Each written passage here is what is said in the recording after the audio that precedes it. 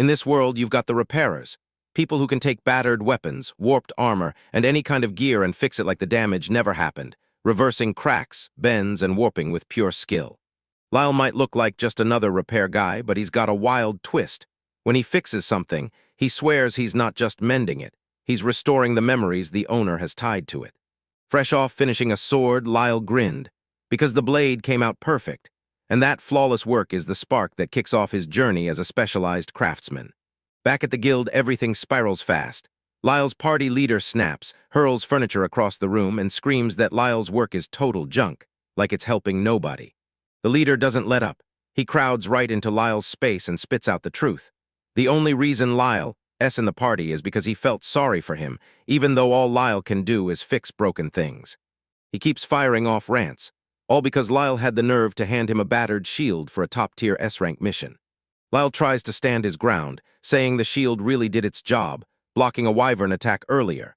But the leader shuts him down fast, bragging that their recent win on an A-rank mission happened thanks to his skill alone, not the gear. The leader keeps screaming at Lyle, calling him dead weight who can't fight, and he shrugs off Lyle's whole profession like it's nothing, just simple repairs and chores anyone could do. Lyle looks absolutely crushed by that insult. He can't believe the leader is brushing off all his hard work and calling it nothing but chores. Even with everyone treating him like dirt, Lyle keeps grinding, scrimping and saving so he can one day open his own repair shop, even if he's not built for the front lines. He's throwing himself into the work, keeping everyone's gear running at peak condition, but you can feel it. This pressure is finally about to snap. The leader finally loses it. He storms up to Lyle and screams that a useless handyman doesn't belong in the party, then declares he's officially fired starting today. Lyle just freezes there, swallowing every brutal word with a crushed, heartbroken stare. Lyle doesn't resist. He just nods and whispers that he gets it. The leader gives him zero mercy and snaps that he needs to clear out right now because Lyle knows exactly where he stands. As he swings around to go, Lyle flashes his real character.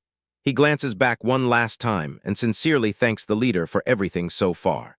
Lyle storms out the door for good, cutting ties with the party, while the leader stays planted at the table, grumbling like a storm cloud and pretending he's thrilled to be rid of the dead weight. Right as Lyle steps out, a fresh voice cuts in, praising something like it's pure magic, and the leader freezes, thrown completely off guard, demanding to know what the heck they're talking about. A towering woman with flowing long hair steps in, clutching the shield Lyle worked on, and says she heard a rumor. This exact shield is tough enough to slam shut and stop a wyvern's attack cold. She raises that battered, scratched shield like it's evidence, and demands to know if it belongs to their party. The leader snaps it down right away, calling it nothing but junk. Stuff Lyle, the man he just threw out, fixed up. Then he turns to her and says they don't need it anymore. The woman flashes a sly smirk and goes, "If you don't want it, I'll gladly take it off your hands." The leader clocks her instantly, thinking she's a total weirdo for wanting it, then sneers and slaps eccentric on her head, while he keeps muttering in disbelief that anyone would dare want to haul off a piece of trash like that. Lindo watches Lyle stride off, and a weird familiarity hits her, like she's totally seen his face before, but she can't pin it down, so she shrugs and pushes it out of her mind for now. Later on, Lyle sits alone on a park bench, shoulders slumped, staring at the ground like his hope just got crushed, because his cash is running out, and it feels like his dream is slipping away right when he was finally getting close. While he's moping, Lindo strides right up and calls his name, like she's calling out a specific repairman. Lau tilts his head, and Lindo wastes no time. She fires the question straight at him. Would he do a personal favor for her? Lyle is completely blindsided. He stares at her, and from her gear alone, knows she's the real deal, and that only leaves him more baffled. He finally finds his voice and fires off the question. How on earth did she know he was the repair guy from the very start?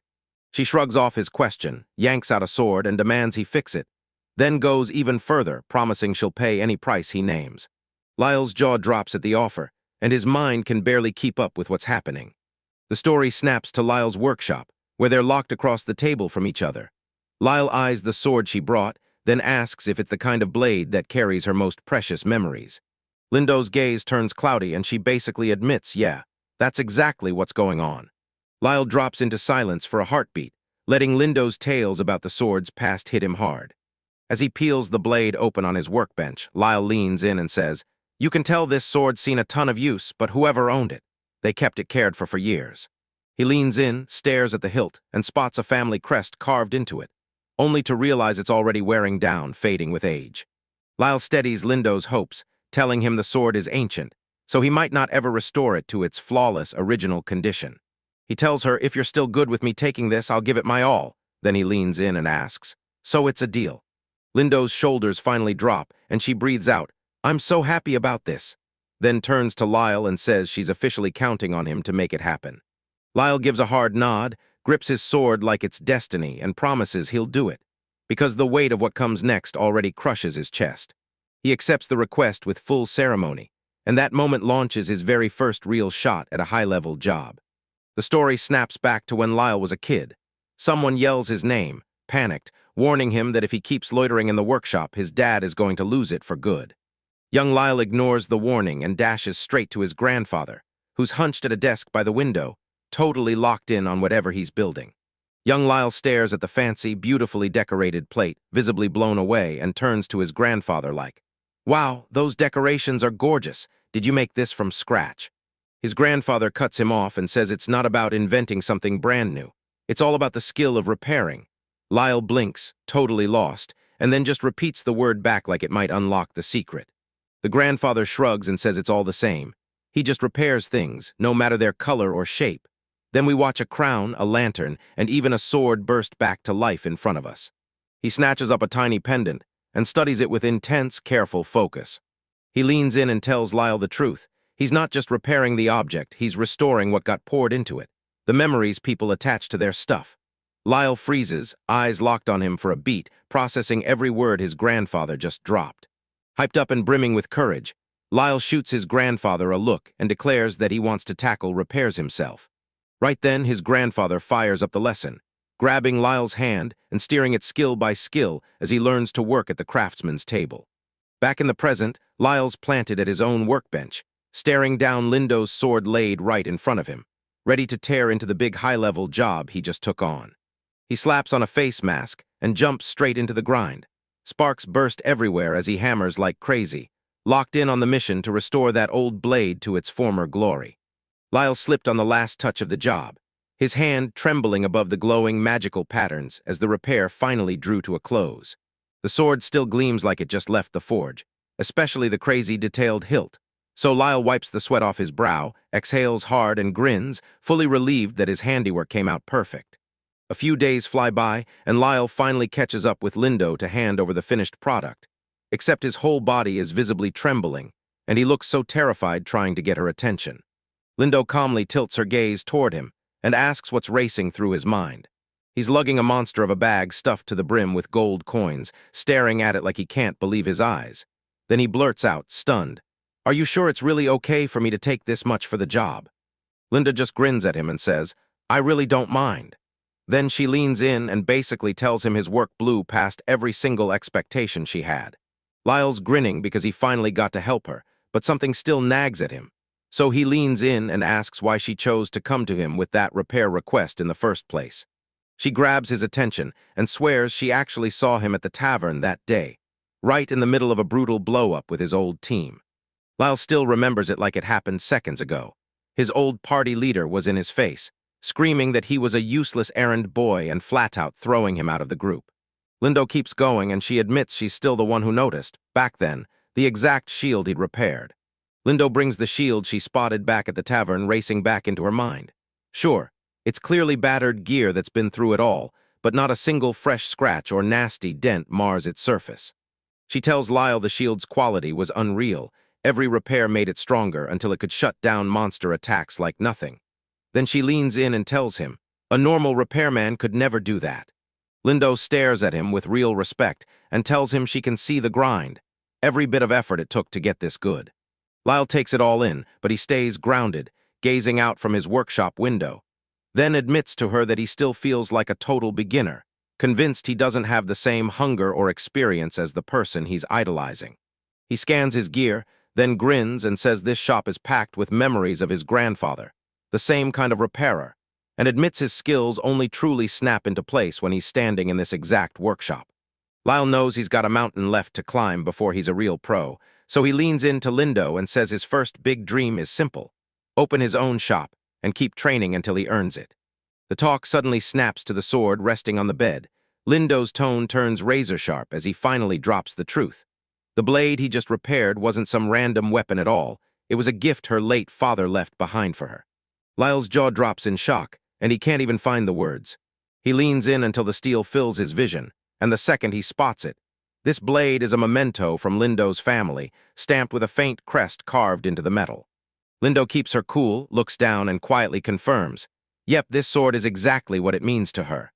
Linda leans in and admits she's been hammering this sword since day one, back when she was still a rookie adventurer.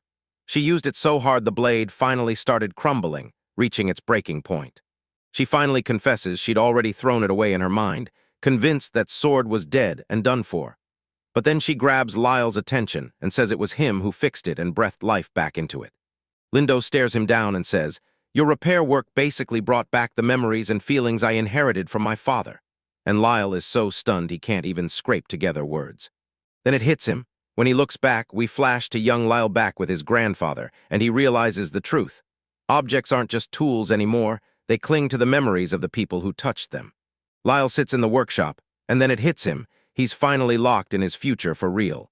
He keeps telling himself that someday he'll become a top-notch repair master, just like his grandfather did. With fire in his eyes, he makes his choice.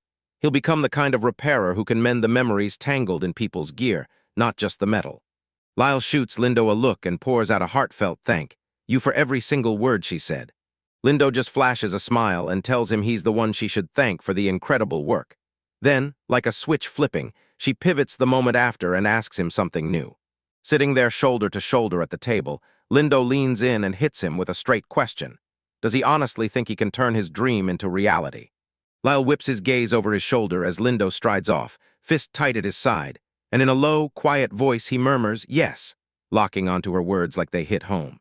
Then, boom, a surge of energy hits him. He blurts out loud with a giant grin, and he vows to himself that he'll turn his dream of becoming a master repairer into reality. Lindo lets out a warm smile as she walks away, already imagining how Lyle is about to be slammed with work from here on out. Because once he found his resolve, nothing slows him down. Lyle just froze there, totally clueless, with question marks practically popping over his head. He didn't catch what she meant at all, so he let out this tiny, awkward laugh and rolled with it anyway. Days slip away, and the story drops into the lower floors of a brutal high-difficulty dungeon, where things finally get deadly serious. Everything spirals out of control the instant a dragon crashes onto the scene, and the adventurers are totally blindsided. Stuck only at the entrance to the lower floor, they never imagined danger this deadly would show up this fast.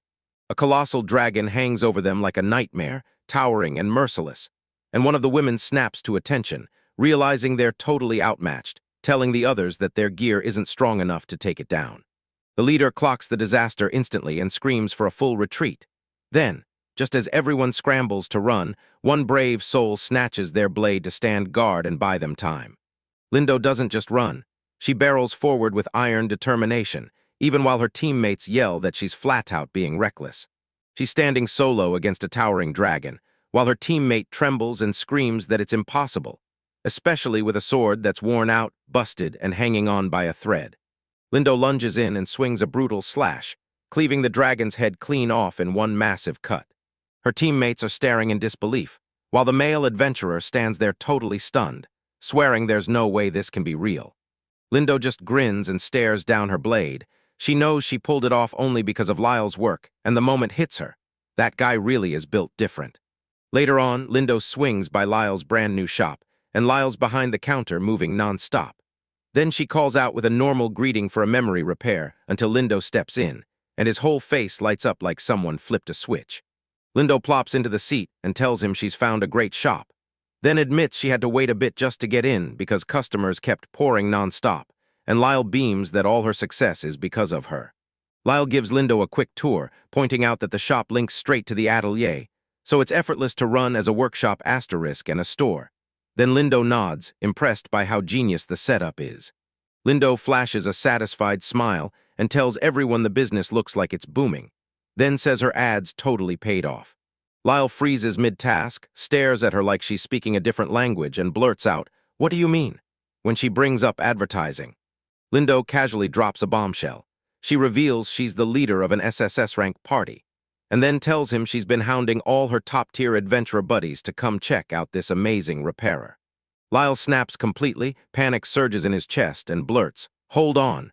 As it all clicks, that's why he's been buried in work ever since he opened up, because he never knew she was that famous.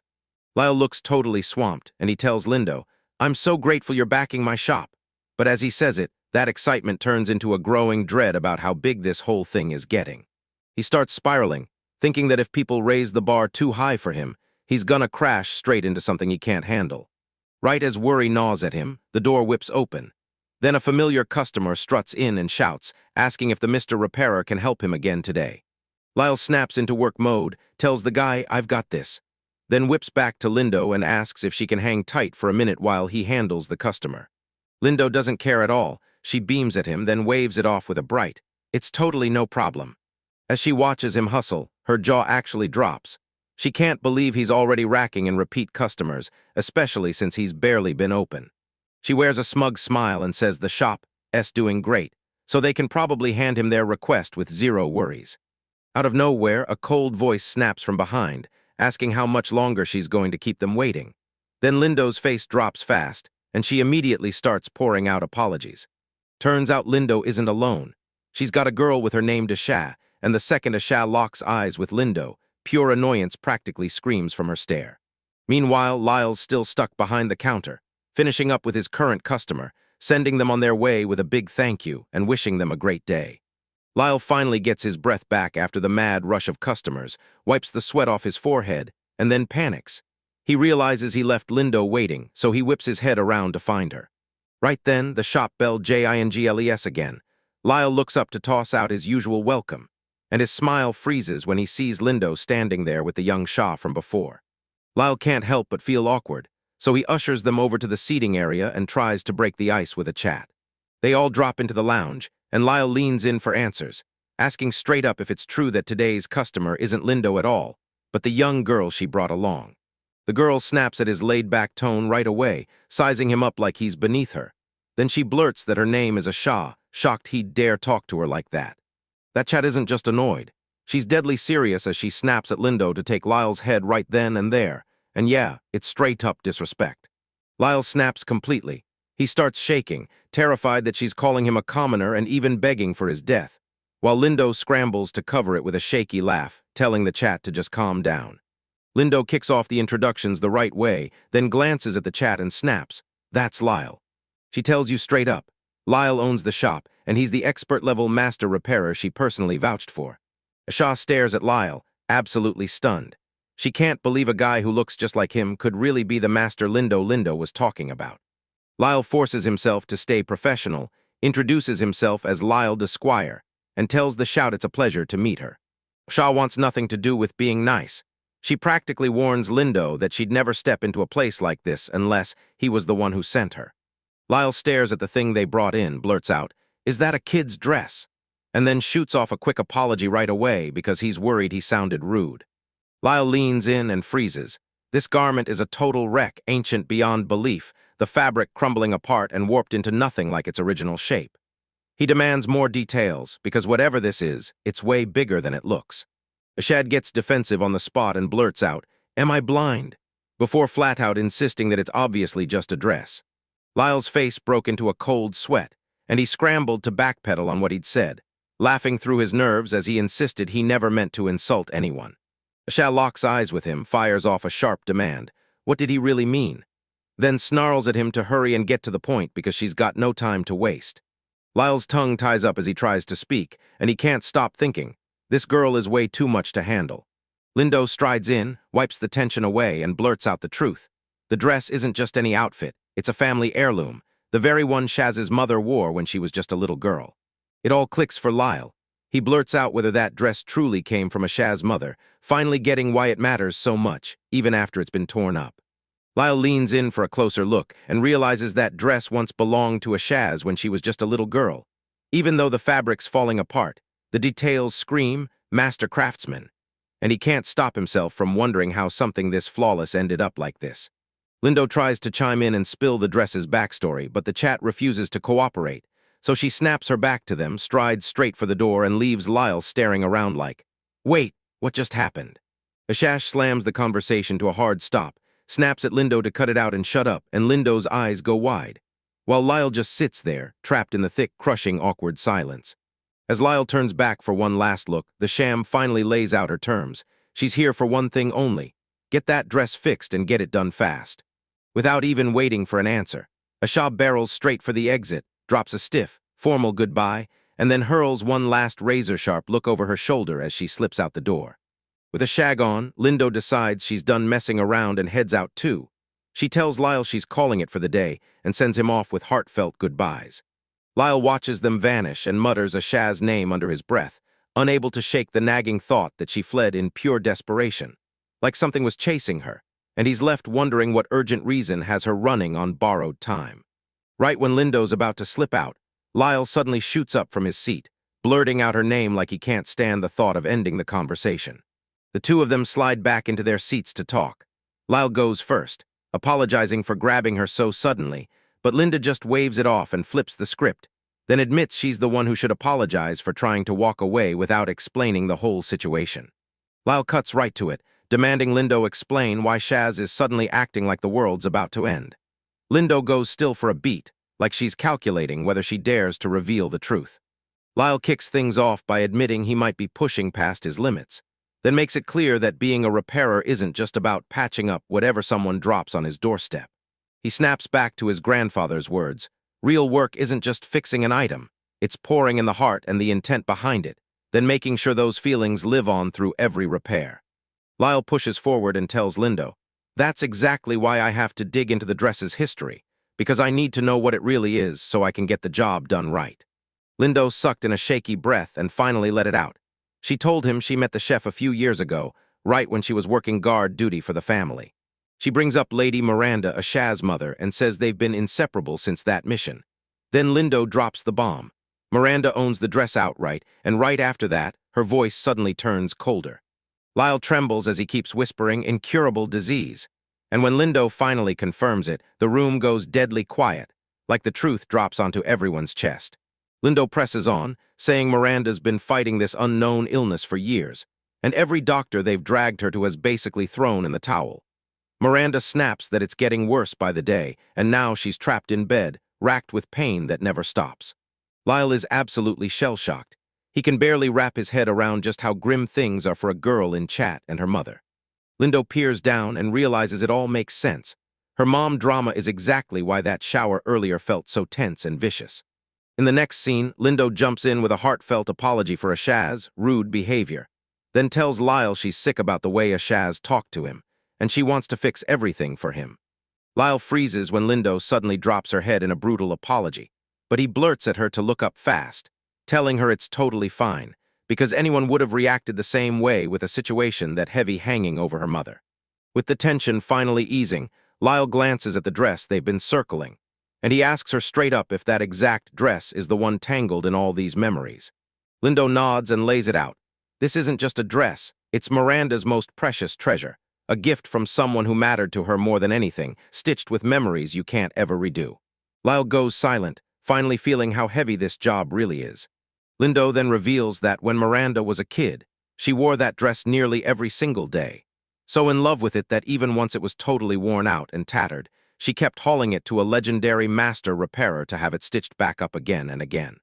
Locking eyes with Lyle, Lindo leans in and asks, right to his face, if he'll please lend them his skills, because this isn't just an adventurer's favor request.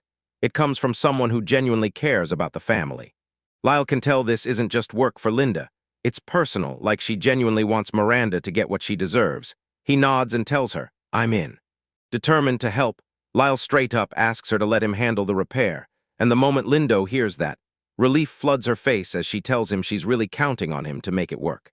Lindo flashes him a small, real smile as she thanks him, then slips her whole fate into his hands, flat out trusting his power even with everyone else doubting him.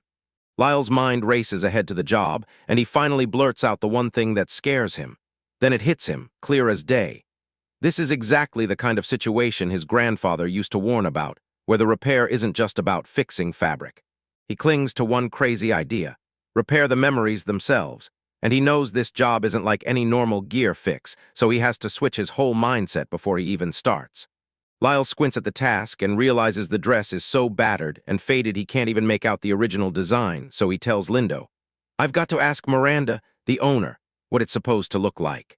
Then Lyle snaps back to reality, his face tensing with worry because he realizes Miranda isn't in any condition to talk to him right now. Lindo's face goes solemn as she nods, accepting that this is just the brutal reality of the situation. Lyle brings up that Lindo's earlier clue about a legendary repair master who used to fix the dress, and Lindo nods. Miranda really did mention someone like that back then.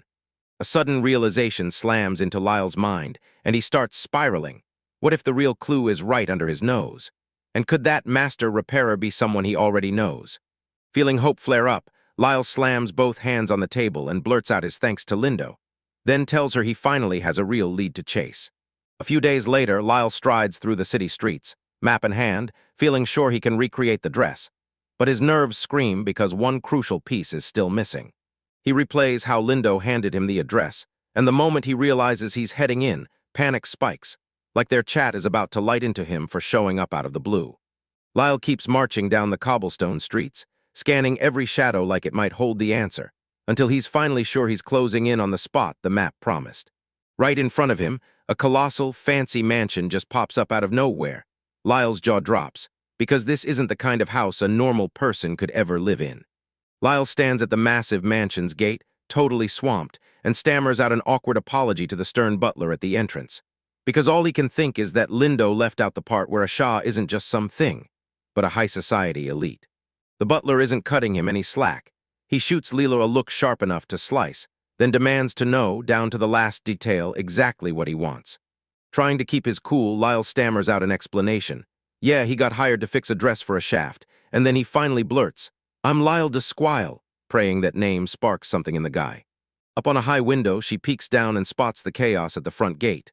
Then her eyes lock on that guy right away, and she can't help wondering, is he really here showing up at her house?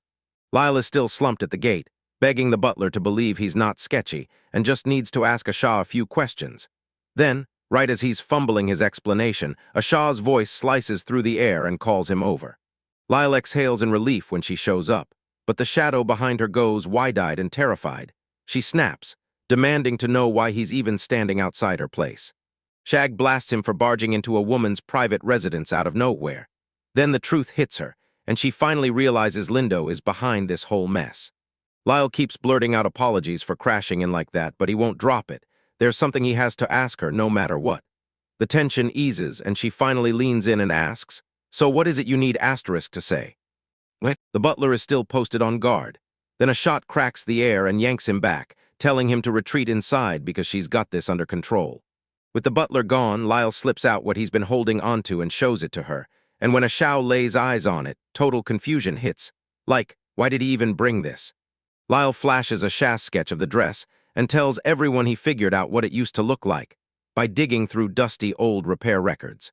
A shadow shoots her a shocked look as Lyle taps the exact thing he noticed, then tells her the fabric tells on it, showing clear marks across the chest where some kind of jewelry or accessory used to be bolted on. He tells her his mission is to fix the dress back to its original form before he hands it over to her mother. So he decided Shao was the perfect person to track down those missing pieces. Then Lyle blurts out that he's already hit every jewelry shop in the city, hunting for a replacement. Yet after all that searching, nothing ever matched the dress the way he needed. Lyle tells Shah he figured asking her straight up would crack the mystery the fastest, and Shah just stares at him, shocked by his stubborn dedication, wondering if he even understands how many shops he must have stormed through to cover the entire city. Lyle dips into a respectful bow, asking her to tell him if the jewelry ever sparks a memory. And when she hesitates, he grits his teeth and swears he's not done yet, vowing to keep searching a little longer. As Lyle strides off, Ashad just stands frozen in silence, clutching her papers so hard her knuckles ache, eyes locked to the ground, shaken by the sheer effort he's pouring into this. Her face turns warm as she slips back into a childhood memory, one where she talked to her mother. In the flashback, a much younger Ashad lifts the very same dress, and even back then it already looks beat up. She turns to her mom and demands, "Why do you keep a busted thing like this instead of just tossing it?" Her mother glances back and tells young Ashad the dress is a memory that matters more than anything. But Asha stares at the ripped, battered fabric, baffled that something this worn could be precious at all. Her mother only shakes her head and says it might be too soon for Asha to truly get what moments like that are worth. In the flashback, young Asha leans in and tells her mom, "The brooch on my dress is about to pop off." Miranda glances down, and sure enough, she sees the clasp has worn loose with time. Miranda shrugs and says it's not surprising. The dress is ancient and falling apart, so she decides to yank it off for now before it slips off by itself. A shout blurts out like she's totally thrown off as her mother slips the jewelry away. Then Miranda steps in, grabs both of her daughter's hands, and steadies her with a gentle, reassuring hold. She leans down and warns the little girl, "Leave that brooch here and you'll end up losing it, and I really don't want that to happen." Beaming with love for her daughter, Miranda leans close to the shadow and promises it will grow into an incredible woman. She tells him she wants Ashad to break free, soak up every kind of experience, and one day cross paths with someone truly special. And Miranda can't help but admit she just wishes she could stay there, watching it unfold forever. As the image blurs and the past slips away, we lock onto one thing, an ornate brooch cradled carefully in someone's hands. Back in the present, Lyle is completely snapping in his workshop. Surrounded by books and records, teeth clenched, rage rising because he still can't find a single trace of the jewelry. The rest of the dress is flawless, but this one missing piece is the one thing stopping him cold. Lyle snaps to the truth.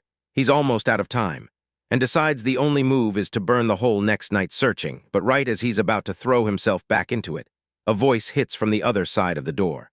A sneak straight into the workshop, apologizing for showing up late, and Lyle's jaw drops, because he can't believe she's here so late at his place, and he demands to know why. Ashabos barrels up to Lyle, breathless with an apology for showing up so late at night, and admits she knows it's beyond rude to just drop in, especially when she's the very one who handed him the job in the first place. She stares at him, totally baffled, watching him grind himself to the bone, and then she finally blurts it out. Why is he pushing this hard for a dress that isn't even his? Asha tells him the truth. She didn't just wander in to chat. She came to see his determination with her own eyes and find out if he was truly serious about fixing it. She looks down, clamps her hands tight, and tells him she still can't fully trust him. Yet she's stuck reliving memories of her mother, and even with all those doubts, she refuses to just walk away. She tells him that if there's even the smallest chance she can help her mother, she won't hesitate. She has to go for it. Lyle just stands there, taking it all in, feeling how deep that promise hits. Lyle glances away for a split second and tells her, straight up, he never thought she'd start trusting him out of nowhere, because real trust doesn't happen overnight. He tells her he's a repairer. His whole life is trying everything he can to fix what's broken. Then he leans in and finally starts spilling what his real endgame is for this project. Lyle insists he wants her feelings to reach her mom, right alongside all of Miranda's old memories. And the poor Shadow is totally stunned by how deeply he actually cares about the sentimental side of the whole job. Right when everything turns deadly serious, Lyle's missing sleep finally hits him. He wobbles, loses his footing, and starts to drop, and Ashash blurts his name in full panic. Lyle catches himself at the last second and lets out an awkward laugh, practically dying of embarrassment. Then he rushes to Asha and blurts out that he just felt a little lightheaded and went down in a stumble. Lyle's desk is chaos. Sketches, diagrams, and crumpled notes buried everywhere as he throws every ounce of himself into the project. And one shout's gasp hits when he sees how hard Lyle's been grinding behind the scenes. As Lyle riffled through the stack, he suddenly noticed a page was missing and blurted it out, and Ashad just stared, watching that real focus click into place and realizing Lyle wasn't chasing the cash at all. Ashad snaps the silence with a sharp call. Lyle freezes mid-motion. Then she locks eyes with him and demands a massive favor, leaving him staring up in stunned disbelief. She reaches for him and blurts out that she wants to hand him something huge, something that absolutely can't wait. Ashat grabs his hands and drops a gorgeous decorative jewel into them, then pleads with him to finally finish the dress of memories, making it crystal clear she trusts his talent and his heart. Lyle blurts her name, shocked out of his mind that she's finally chosen to trust him with something her family holds sacred. Right as that moment hits, the door slams open. Lindo storms in, yelling for both of them, eyes wild with panic, and a chatster turns around like, "Wait, what's happening?" Lindo bends double and wheezes for breath, but she forces the words out fast. "We've got to move right now. Let's head back immediately." She blurts out the bombshell. Something happened to Miranda, and the second Lyle and the others hear it, both of them go rigid with pure terror, like the life got sucked out of their bodies. Lindo keeps yelling for them to hurry, insisting Miranda's situation is spiraling fast. Because the moment it sinks in that time might be running out, the whole room suddenly feels crushing. The second Asha hears the news, it all falls apart. She blurts out her mother's name at once. She doesn't waste a heartbeat. She rockets toward the room, and Lyle scrambles after her, yelling her name as he watches her disappear in a blur. Lyle reaches out, demanding she wait, but the chaos has her moving too fast, and the panic won't let the shot slow down. Inside the mansion, the bedroom is packed to the walls with maids and staff, all holding their breath. Ashaz's father drops to his knees at Miranda's bedside, right in front of everyone, as the whole room watches in stunned, deadly silence. Miranda lies there, totally out of it in the bed, while her husband looks like a shattered man, clutching his hands together as he pleads. It can't be over yet. He's clearly freaking out, scanning for where that shot went, and getting more and more furious that she's nowhere to be found at the worst possible moment. Right then, boom, the doors fling wide and the entire group strides in. The father whips around and spots a shaft of light with Lyle and Lindo standing there. He slams on the brakes, staring hard, because that chat is wearing the dress they've been busting their butts to make. Asha shrugs off everything else, sprints straight to the bedside, drops to her knees, and shouts for her mother. Miranda twitches awake, lets out a faint little sound, then slowly cracks her eyes open, staring up and whispering, "Wait, is that really Asha standing over me?" Asha kneels beside the bed and just lets everything pour out of her, while the whole room falls silent as everyone watches that gut-wrenching moment between daughter and mother. With a bright, warm smile, she chats with her mother and spills the truth. She's never felt this happy because being her daughter has filled her with real joy. She starts replaying those old words her mom dropped years ago, and it finally clicks. She's beginning to understand what her mother meant about her growing up. Asha admits she might not get every detail yet, but those words hit her hard right now. She grips her mother's hand with all her strength and vows. "I'll grow up to be just like you and become a wonderful woman." The light hits the brooch Lyle just fixed, and it bursts into a dazzling sparkle on her dress. While in a shabby corner, Hope keeps her promise alive as she clutches her mother. Ashat begs her mother to keep a protective eye on her while she chases her future happiness. And even as Miranda can barely manage it, she still weakly calls out, calling Ashat's name like it's the only thread keeping her together. Miranda's tears run wild down her cheeks, but her smile won't fade. Then she glances at the chat in her restored dress and tells them, laughing through the emotion, that she looks absolutely stunning. The tale whips back to the mansion years ago. Young Lyle barrels forward with a giant wrapped gift, probably the fabric or even the dress itself, while a young Asha just watches, stunned. In the memories, young Lyle slides Asha's hand into his and flashes a confident grin. And yeah, turns out these two have been tied together since they were kids. Past memories and the present moment blur together, and young Lyle, along with his grandfather and Miranda, where the same warm, calm smiles like that heavy burden has finally been set down. Petals spin through the air as one last quiet thank you hangs in the silence. A few days slam by, and back at the shop the door chime dings while Lyle is knee-deep in work. Then he snaps his head up to see her. A new, calm-looking shaft standing there, and she smiles at him like, "It's been a while." Lyle catches her off guard, freezes for half a heartbeat, then blurts out her name. Ashab dips into a deep bow, then blurts out an apology for how rude she was the first time they met. And she makes it crystal clear how grateful she is that he fixed her mother's dress, because her thanks are coming straight from the heart. She yanks a sealed envelope out and dares you to ask, what on earth is inside? Asha tells Lyle that this letter was one of her mother's most prized treasures, and that it felt like the universe picked him to hold it. Lyle snatched the letter, stared at it hard, and let out a shaky breath as the weight of the gift hit him like a truck. Lyle scans the papers and goes, "This seals it, everything I've been thinking is dead on." Those documents get exposed, and boom, inside that letter is the one thing that unlocks everything. The letter cracks open a secret link.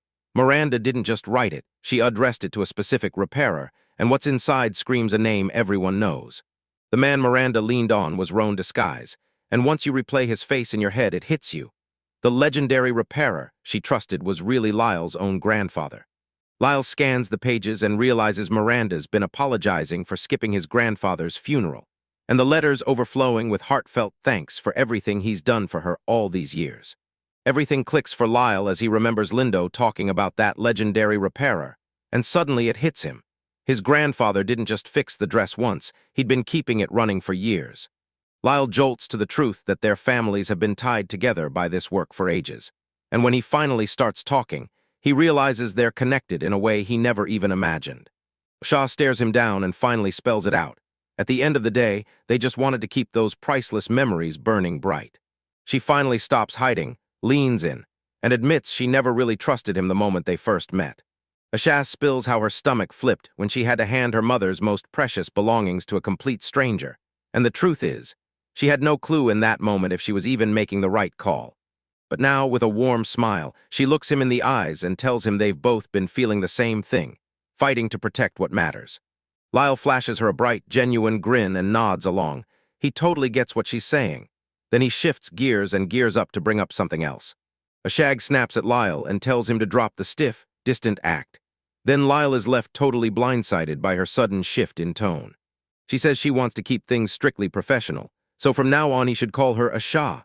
And Lyle scrambles for the perfect reply, but all that comes out is a shaky, stammering mess. Lyle finally blurts out that he had zero clue she was the Duke's daughter, and that shock hits him like a truck. He's seriously thrown off by how big her status really is. Ashad flashes him a bright, easy smile and casually drops, "Oh, yeah, I just forgot," like it's no big deal at all. Lyle lets out a jittery little laugh and nods along with her, doing his best to stay cool even as the shock hits him like a truck. Lyle is spiraling inside. He always figured she came from a top-tier family, but finding out she's tied to a duke's house. That's a whole new universe, and now it totally explains why her mansion looked insanely massive. As the panic finally fades, he realizes his repair shop is getting real traction at last, and it's all because Lindo and Ashan never stopped backing him. Lindo steps in, grins like everything, finally working out for him and pushes his luck, telling her to toss him one of her own jobs too.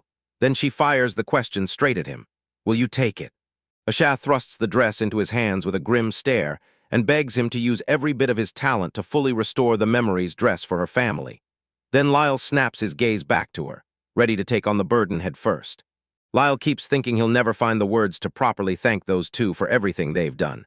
And when Shaw catches him staring, he shoots him a confused look like, "What's going on?"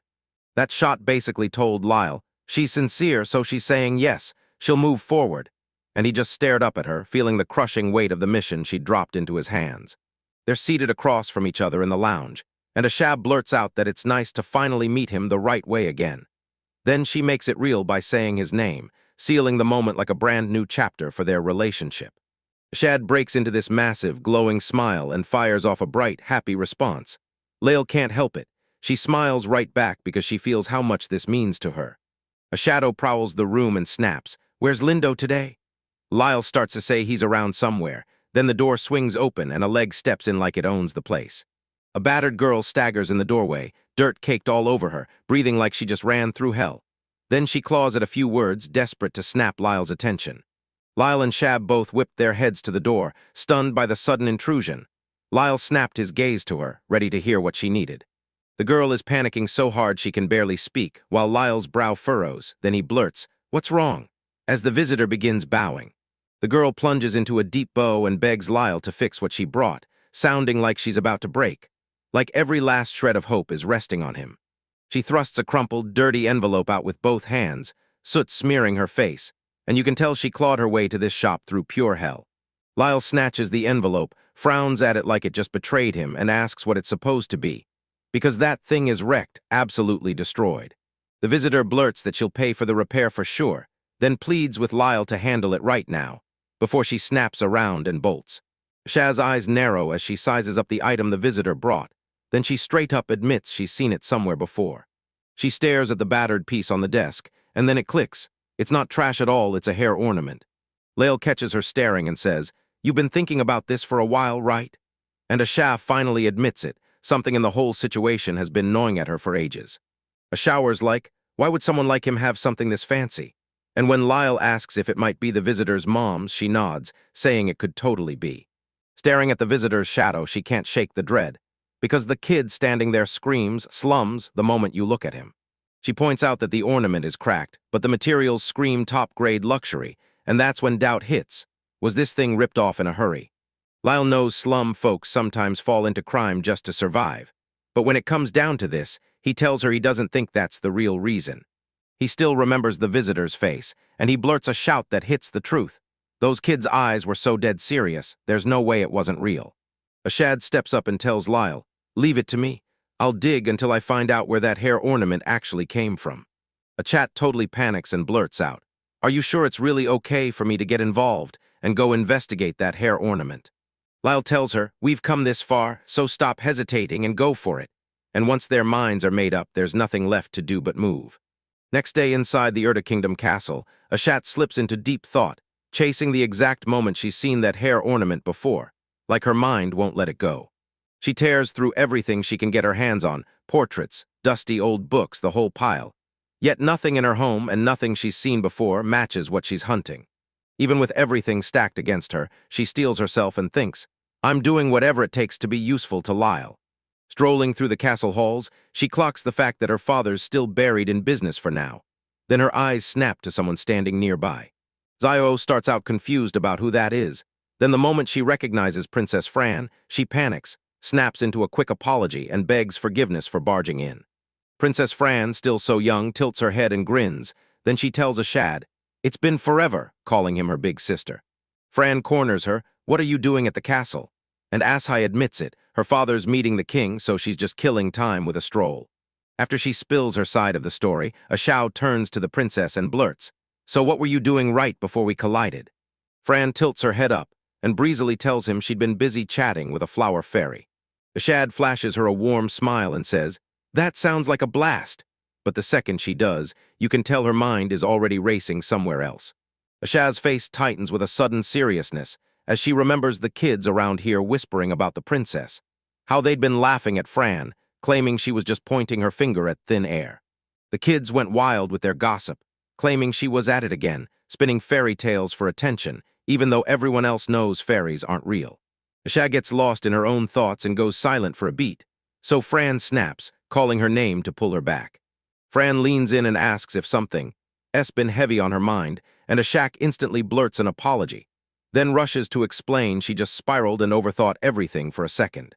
Fran smiles right back, but the princess's look snaps Ashad's attention to her, so hard she freezes mid-step. Ashad steels herself, finally addresses Fran the right way, and asks for a quick favor. She leans in, spots the hair ornament Fran's wearing, and asks if she can tell her what it is and where it came from. Back in the city, Lyle threads his way through a cramped alley, the buildings battered and looming on both sides. He halts mid-stride, whips his gaze around, and tries to nail down whether he's finally arrived at the right place. Lyle sprints after the girl's trail, then, bam, he realizes he's been dropped into the slums, surrounded by a tangled mess of buildings, and he knows hunting her here is going to be a brutal, headache-inducing nightmare. Right beside her, a gang of bullies traps Tinia, and their leader lunges in, slinging nasty insults and calling her creepy for talking to herself. Then demands her hair ornament, sneering that someone like her has no right carrying anything that looks that expensive. Tinia won't back off. She plants herself on the ground and tells them she's never handing anything over to people like them. The bully can't stomach the rejection and turns even more aggressive. The bully snaps, spits out, "Cocky little wimp," then winds up a punch like he's about to slam her for daring to talk back. Right when the punch is seconds away, Lyle lunges in, clamps down on the guy's wrist and snaps, "Stop," killing the attack mid-swing. The bully gets shoved back hard, instantly snapping into defense mode, and you can tell he's rattled as he fires back, demanding to know who Lyle even is. Tina snaps her gaze up from the ground, stunned to see a complete stranger stepping in for her. She locks eyes on Lyle, trying to figure out who he is. Lyle stays ice calm and tells the bullies they've got it all wrong. He's the girl's friend, and they don't get to lay a single finger on her again. Realizing Lyle isn't the kind of guy you can mess with, the leader panics and backs out, shouting for his crew to move. Then the whole group bolts, sprinting for their lives. As soon as the coast is clear, Lyle thrusts out his hand and introduces himself, hitting her with an awkward apology for showing up out of nowhere. Tinia squints, totally thrown by his friend talk, and snaps. What in the world was that whole thing with the other kids supposed to mean? Tinia spits out the truth. These bullies in the area live by ripping people off, and they went after her because they knew her hair ornament was worth a fortune, only for it to snap the last time they tried to grab it. Lyle stays silent for a beat, then nods and says he finally gets it, seeing clear as day why they kept harassing her. Lyle calls out that, no matter where she is, Tinia never steps into their crimes. She just nods and admits she couldn't bring herself to do it, because the spirits would turn on her in an instant. Lyle is thrown off by her talk of spirits. Then it hits him, the bully's nasty insults. A flashback tears open, and the group's leader spits that Tinia's creepy because she's always mumbling to herself. Tinia leans in and asks Lyle if he thinks she's weird too, then tells him the truth. She's heard spirit voices since she was born, so people stare and treat her like a monster, and ever since her parents died, she's been alone, which makes her the perfect target for the local thugs. Even after everything she's survived, Tina clenches her fists and snaps that she'll never give up that hair ornament, no matter what anyone throws at her. Then Lyle looks her straight in the eye and tells her flat out that he believes her. A warm laugh bursts out of him. He smiles, says her name, and makes it crystal clear that he isn't just listening. He genuinely believes her and everything she's saying. He tells her, "You're not creepy or crazy for doing this." To him, she's just someone scrambling to guard a priceless memento, even if it's already shattered. Lyle reaches out, gives her a gentle head pat, and tells her he thinks she's incredibly brave. When that finally lands, Tina's face crumples and the tears come flooding out.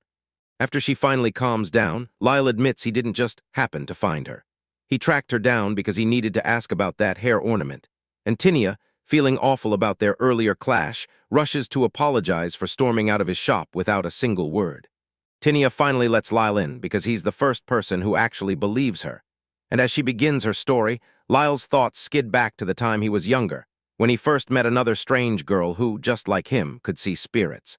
That memory yanks him straight into a battered, ruined corner of the city, empty streets, heavy silence, until a young Lyle spots a girl in a white hooded cloak and the shock hits. She's not alone. Glowing butterfly-like spirits swirl around her, dancing as she plays. Fran snapped, calling him out, and Lyle froze, shocked she could see him that clearly, right away wondering if she had the same strange gift as him. Lyle tried to steady himself while the girl spilled everything. She called herself Fran, said she'd come to the city for fun, but somehow she got separated from the adults, got turned around and stumbled into the ruins. Lyle leaned in, listening hard, desperate to keep every detail straight. Fran scanned him up and down. His outfit was definitely weird, and then shot him a question. "So, have you ever been around here?" Lyle confessed it was his first time in this exact part of town, then laughed and admitted getting lost was basically his favorite hobby. Fran leaned in and told him, "I didn't just lose my way by accident.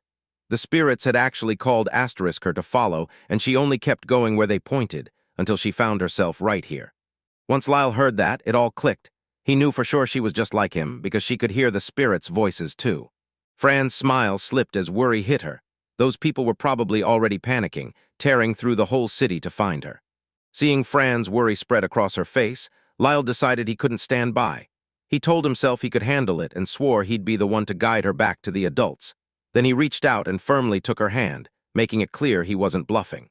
With Fran's hand locked in his, Lyle's took off, leading the charge out of the collapsing ruins and sprinting back into the main city to hunt down the people she'd lost. Right as Lyle and Fran are trying to slip away, the royal search party finally slams into them. Attendants panicking, yelling for Princess Fran, stunned that she's vanished, until they spot the two of them crawling out of the ruins. The attendants burst into relief the moment they see she's safe. They spill that everyone's been panicking, then shove for her to run back to the castle right now, while Lyle just stands there, watching the girl he was chilling with seconds ago get swarmed by high-ranking staff. Before she walks out the door, Fran leans in and tells Lyle she wants him to have a little something, just as thanks. Then pauses, reaches into her hair and yanks out a stunning hair ornament, leaving Lyle staring at her, totally baffled. She flashes him a sweet smile and tells him right to his face that she's thankful for everything he did that day. And then she lets it slip, all casual, that he's got a seriously cute face, so he'd better stop hiding it and show it off. Lyle totally loses it. He's never gotten a compliment like that before. Then his face flushes a brutal shade of red as he panics, flinging his arms everywhere and struggles to get even a single sentence out. Once he finally catches his breath, he tries to refuse the gift, insisting there's no way a guy like him is cute. Then he goes on to point out how insanely expensive that ornament looks, swearing he couldn't possibly take something like that. Fran just grins and tells him, "I'm not giving it away, I'm lending it to you." Then she hits him with one last warning, he'll have to come back someday and return it. And just like that, she turns on her heels and strides off, with her guards right on her tail. Lyle's frozen in the middle of the empty ruins, cheeks still blazing red, eyes glazed and stunned, while he's wearing the sparkling hair ornament she left him with. Right back in the present, Lyle snaps the puzzle into place and realizes the girl Tinia talked about is the same girl from his past.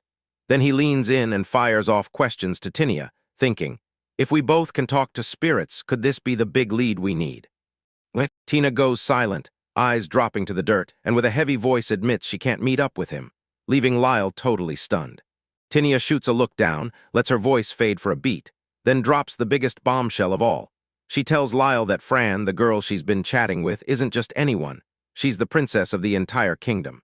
Lyle totally snaps. He blurts out his shock like he can't even breathe, stunned that a royal figure is tangled up in this, and he keeps staring at Tinia like, how in the world did someone with her status end up crossing paths with a girl like her? Tinia admits the news hit her like a thunderclap at first, but ever since that day in the ruins, she's been using her ability to chat with spirits, staying close to Fran and spilling the wildest stories, one breath at a time. She admits, even with their bond, she still can't bring herself to go meet the princess. She's just a slum orphan, while Fran is royalty, and in any normal world, people from those two lives would never even get the chance to look at each other. Even with that massive social gap between them, Tinia leans in and tells Lyle she refused to stay silent. Just the other day, she shot Fran another message through the spirits, just to keep their bond burning. A sudden memory of Fran hits hard. She recalls the princess smiling, then promising and talking like she already knew what the future would hold. Tinia perches on a crate, stares into the distance, and wrestles with that promise in her head. I'll grind as hard as I possibly can, she vows. So someday I'll become someone respectable, worthy of standing beside my friend. In yet another flashback, Fran beams with a huge smile and she tells Tinia, I'm waiting for the day you finally come looking for me. Then I'll return the favor with my own strength and the success I've earned. Right here in the present, Tina tightens her fist and locks eyes with pure determination. She's not just hoping, she's swearing she'll make it happen and meet that princess again on her own terms, and Lyle can't help but stare, genuinely impressed by her stubborn resolve. Lyle breaks into a small smile, finally getting exactly what she means, and tells her, if you're really ready to change your life, then I've got one answer. I'll handle it. He promises to nail her request perfectly and swears he'll stand beside her, backing her up as many times as it takes to reach her goal. Lyle grins at the item cradled in his hand, feeling the mission's weight hit him hard, then tells Tinia, don't worry, I'll deliver your feelings to the princess, no question. Tinia gets overwhelmed and bursts into tears while still smiling, thanking him for everything. Lyle looks stunned for a second, then decides it's time to push forward. While they stare down over the sprawling city, Lyle turns to Tinia and asks, would you want someone here who can truly help you and be your strength when things get tough? A few days slam by after that conversation, and everything shifts just because of it. Lyle's sprawled in the office with Asha, filling her in on everything that's happened. And when Asha says they've both been poking their noses into way too much, Lyle nods hard, then asks whether Princess Fran feels the same way Tinia does. Ashag gives him a sweet, knowing smile, then leans in and says the princess will wait no matter how long it takes, because Tinia will come find her using her own power. Ashag can't stop thinking about how wild it all is. Two people from totally different worlds somehow end up meeting, just because they both can hear the voices of spirits. She tells him the whole mess feels like it crawled right out of a fairy tale, and Lyle grins like, yeah, it really does. SH. After their chat, Ashad snaps, asking what happened to Tinia next. Lyle starts to spill the details, but right then, someone cuts him off. Right then, the door swings open and Linda strides in, armor shining. She greets them like it's been forever. Lyle bursts out laughing and says, yeah, we were just talking about you. Right as their conversation is wrapping up, Tina pops her head into the room and yells for Lyle. She steps in looking completely different and tells Lyle and Ashad she's leaving, headed out with Lindo. And this is huge, because it's the day she finally takes her very first job as an adventurer. Tin Aya grins and thrusts her blade into the air, asking Lyle if he can fix her weapon before she sets off. Lyle and Ashab stare at her like they can't believe the transformation. Then Lyle flashes a huge nod and grins, saying he's thrilled to take the job. Right there, the vibe flips hard. Someone reaches out and grabs a torn piece of paper and a voice cuts in. We're not letting this go. Turns out it's an elf, furious to the core, clenching his fist and swearing he'll never forgive that cursed repairer. Lyle's mind snaps back to being a kid. His father Shatsu was in a heated argument with his grandfather, demanding to know why he kept dragging Lyle into the workshop, as if he was trying to shove the kid into an apprenticeship. Shatsu was dead set against it. He erupted in anger, screaming that he'd never, ever let his son become a repairer. The grandfather's shoulders sank with defeat. He tried to squeeze out a call to Shatsu, but it felt like Shatsu couldn't hear a thing. Shatsu stormed forward, grumbling that his father was always locked in that shop, doing nothing but work, and he snapped at the old man that he had zero clue how he and his mother were really feeling. Shatsu's memory of Lyle's father still stings. He sneers at the idea that his dad got labeled the best repairer in the capital, wearing pure disgust like it's written on his face. The grandfather stares down at what he's holding, utterly drained, then keeps whispering the word feelings to himself, like his son's brutal words left a bruise in his soul. As the grandfather fades into the distance, young Lyle just stands there, staring until he's nothing but a speck, like the workshop days never truly ended. Then, bam, Lyle jerks awake in his bed, drenched in sweat, and realizes it was all a nightmare, yet the weight of it still clings to him. He glares toward the royal castle, and it hits him. Today is finally the big day he's been craving. Later on, Lyle practices his fancy formal greeting inside the castle. He drops to one knee and tries to look perfectly proper. Then a shad stares him down and calls him out for acting totally weird, and right on cue, a huge laugh rips through the room. Turns out it's the king himself. He's grinning wide, and he tells Lyle to chill, drop the stiff act, and just relax. Lyle lets out a nervous laugh and scratches the back of his head, still stunned that he's really standing face-to-face with royalty. With Princess Fran standing right beside the throne, the king settles in, and Lyle's mind can't stop spiraling as he realizes he's actually getting summoned personally like this. Then the king drops the truth. Whispers of a legendary repairer have been tearing through the whole castle. Lyle can't help but think, sure, I'm glad to be busy, but these sudden waves of noble customers are getting brutal. And then the king drops the real bomb by saying he's heard all about how much Lyle has helped his daughter, Fran. The king leans in and tells Lyle he's got a special request for him today, but first Lyle should chill and hear him out. Then Lyle fires back. All right, what kind of item am I making? The king shoves forward a battered, ancient document sealed in a box and tells Lyle, this is the thing you're after. Lyle gapes at the battered pages in pure disbelief, blurt out asking what it even is. Then a Shah steps in and reveals it's the original scripture of the Saint Lugnica religion. Lyle hears the name and blurts out that it's the Urda Kingdom's oldest religion, used by ancient elves long before any of this, and the king just nods like, yeah, you've got your history down perfectly. That scripture is legendary because the ancient elven letters carved into it aren't just art. They're alive with magic, trapped right inside the ink. Back in the old days, just saying fire or ice could make it ignite or freeze on the spot. No magic in your veins needed. That thing was basically a cookbook of ancient miracles with power baked into every word. But that's changed. Way back, the religion collapsed, and now the ancient elven script sits there like a ghost language, forgotten so thoroughly that almost nobody can use it. The king locks eyes with Lyle and speaks to him with full royal respect, calling him out by his repairer title. He tells Lyle, I need you to fix the book. Lyle is absolutely stunned and blurts out, are you sure you want the king to trust me with something this priceless and historic? The king tells everyone, we tried fixing it decades ago and it didn't stick, pointing at its battered condition like proof. Then he snaps, for the kingdom's history and to study ancient magic, we can't let it fall apart. It needs a master's hands. Lyle admits he's freaking out about not being able to read that ancient elven script while he writes his book. Then a voice from off-screen shuts his worries down in seconds. The king calls out, come in, and as the door swings wide, a brand new face steps into the room. A young man steps in, bows like it's royalty, and declares it's an honor to meet them, then introduces himself as Tyro. Tyro Bose steps in and says he trekked all the way from the elven village just to help Lyle nail the repairs. He grins and promises that from today until the repairs are officially done, he'll stay right beside Lyle the whole time, helping him decode every last clue. The king stares straight at Lyle and fires off the question, will he step up and shoulder the whole task? Later on, Princess Fran stares at her father and blurts out, what are you really thinking? She presses him right then, demanding to know what his earlier comments really meant, her whole face set on seriousness. As she strolls beside Lyle, she leans in and tells her father to stop hiding the truth, because she's sure there's a real reason he chose Lyle for this job. The king lets out a quiet chuckle to himself, shuts his eyes tight, and refuses to spill another secret, at least not yet.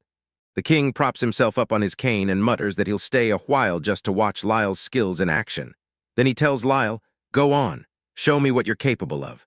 Staring at the castle, the king can't help but wonder, does his old friend's grandson really deserve the crown, or is he just all talk? Lyle slams into his chair at the desk and goes to work, scraping the ruined pages with careful, steady hands. While his mind races over that ancient elven script, the one everyone swears is packed with a mysterious kind of magic. As Lyle studies the battered old text, he can't help but wonder how those ancient magic ideas got chopped down, turned into basics, and replaced with the modern magic everyone uses now. And that's why almost nobody bothers to learn or even research this forgotten language anymore. Lyle huddled alone at his workbench, staring at the repair like it was his last shot. And if he somehow pulls it off, he can't wait to finally witness that ancient elven magic in action. Lyle lets out a huge breath of relief, staring at the book like it's finally coming together, and tells himself the fix has to be flawless. Then Tyro suddenly calls his name. Tyro barges in grinning, brandishing tea like a peace offering, and asks Lyle if it's finally time to take a breather. Lyle's caught off guard, but he nods like, yeah, a rest sounds perfect. As they settle by the window, Tyro leans in and asks how the book's coming along, and Lyle tells him, I've nailed the binding, but there's a much bigger problem waiting to hit us. Lyle leans in and tells Tyro the real problem isn't the pages, it's what's on them. The insect damage is brutal, and the ink is fading fast. Then he shakes his head and admits they're going to have to wait a little longer before they can finally dive into the translation work together. Across the table, Tyro leans in and fires off, asking Lyle who taught him those crazy repair skills, and Lyle instantly realizes he's talking about his own master. Tyro grins and blurts that it's insane how a kid like Lyle already owns his own shop and even takes direct orders from the king, then leans in and tells him straight, he's got real talent. Lyle comes off humble, shrugs that he's not some big deal, and then drops the truth. His master was really his own grandfather, a repairman by trade. As Lyle moves on, he admits something that hits hard. His grandfather died when he was still a kid, so a lot of those memories are hazy, like they've slipped out of focus. Tyro can't help himself and blurts out, would you tell me more about your grandfather? Lyle's stunned. He never expected Tyro to care that much. Lyle glances at his tea and shrugs, saying the stories aren't exactly thrilling. Then he decides to spill a few anyway. He tells them that this workshop wasn't just handed to him. It was his grandfather's left to him for the future. Then he laughs and admits that as a kid he lived in that place, watching his grandpa fix everything and even faking repairs like he was the one doing the real work. Tyro asks if that's what kicked Lyle off into becoming a pro repairer, and Lyle nods hard, saying his grandfather used to be a famous repairman in the capital, and that's where he learned every single thing he knows. As Lyle looks back, he says that among every lesson his grandfather ever drilled into him, there's one single truth that burned the deepest and never left his mind. Lyle flashes a grin and tells everyone his grandfather drilled this into him. A repairer has to stay close to the client and guard the emotions they poured into their things, because, he swears, that's the whole heart of the job. He wraps it up with this message. No matter what the item is, it always carries a past, and every bit of it holds the memories of the time the client spent with it. Still clutching his tea, Lyle keeps going with his intense talk about the job, saying human emotions are basically invisible, unique to everyone, and that's exactly why fixing things gets so brutally complicated. He glances back at the ancient scripture and tells you that even his own grandfather confessed it took forever to finally sink in and fully understand the idea. Lyle snaps out of his trance and starts panicking a little, blurting an apology for rambling in Tyro's ear. Admitting he never really shares stories like that, he just got swept up in the moment. Tyrone stays ice-cold and shrugs it off, then straight up apologizes, admitting it was him digging for details and firing off way too many questions. Lyle suddenly realizes this isn't a trap at all. It's the perfect setup, because he can't decode that ancient elven script for himself. With Tyro standing there to translate the real emotions and history buried in the book, Lyle finally gets exactly what he needs. Motivation surges. Lyle locks eyes with Tyro and vows he's throwing everything he has into this repair, no half measures. Then he officially asks Tyro to lend him his strength so they can finish it the right way. Tyrone flashes him a gentle smile and immediately agrees to step in and help. The vibe suddenly changes, and Lyle can't shake the feeling that something's off about Tyro's reaction. Lyle leans in and says, you've already shared so much, so now tell me about Tyro's life. Then asks if Tyro can fill him in on his hometown and all the elven history the second they finally get a breather. Tyro says he'd love to help, then suddenly jumps up and blurts out, wait, I just remembered something I have to do. He rushes out, apologizes for cutting into the work, and tells them they'll have to stash his stories for another day. Tyro strides out, his boots clacking on the floor as he slips away from the room, face staying blank. Because deep down, he knows closing the distance to the person you're working with is just part of the job. The second tyro, S out of sight, his face contorts with raw rage. He grips his clothes so tight his knuckles ache, burning over Lyle's attitude, and he can't wrap his head around it. The grandson of the man everyone calls the worst repairer, Lyle Disguise, actually dared talk to him like that. Back in the workshop, Lyle watches Tyro storm out, and the whole vibe screams wrong. He mutters that the elf is acting way too strange, and he can't stop wondering what just happened to throw him off. Lyle snaps his focus back to the giant scripture and starts flipping through it, until his eyes lock on a page that's been ripped clean out of the book. He scans the area around the tier, blank pages on both sides, and no hint that anyone's been trying to jam extra pages in lately. Then a memory hits him, the king's exact words from their meeting. Lyle remembers the king's words. Someone really did try to fix this book decades ago, and staring at the ruined pages makes it impossible for him to accept that a piece of history this important was left to rot like this. Lyle realizes he needs a starting point, so he dives into old repair records, hoping even near matches will show him how to deal with that ancient book. Then he starts hunting through the shelves for a lid. He yanks out a battered folder crammed with chaotic notes, and when he finally digs in, he realizes it isn't random at all. It's some kind of dictionary or guide, packed with ancient elven writing. As he digs through the scraps, he suddenly spots an ancient book that grabs his attention, and there, tucked between the pages, is a bookmark sticking out, daring him to find out what secrets it holds. He swings it open, and the second he looks in, he realizes it's a personal diary. The very first page hits him with an entry about a request from that exact day. Lyle reels back to a memory that feels downright stupid now, because in the flashback, a guy in a work apron leans in and asks if the entire job is really just about patching up some old books. The client snaps, insisting this isn't some ordinary book. It's a holy scripture, and saying the repairman only got the job because everyone swears he's the best in the capital. Then he hits him with the real threat. This is a formal order from the government. Lord Roan, the man in the apron, just scoffs at all the praise. He claims calling him the best in the capital is a laughably low bar. Then he smirks, meets the client's eyes with iron confidence, and says there's nothing in this world he can't fix. In the present day, Lyle locks eyes with the ancient book, and panic hits fast. He finally admits it out loud. He can't read a single word.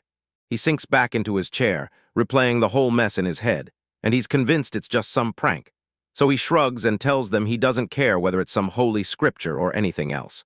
Lyle stares at the old, dusty pages, totally baffled. How in the world could something that smells like a basement be this valuable?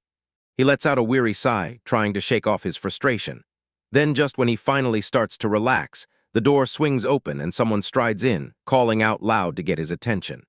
Lyle gets totally blindsided by the visitor, spins around fast, and can't believe someone is daring to show up at his place this early in the morning.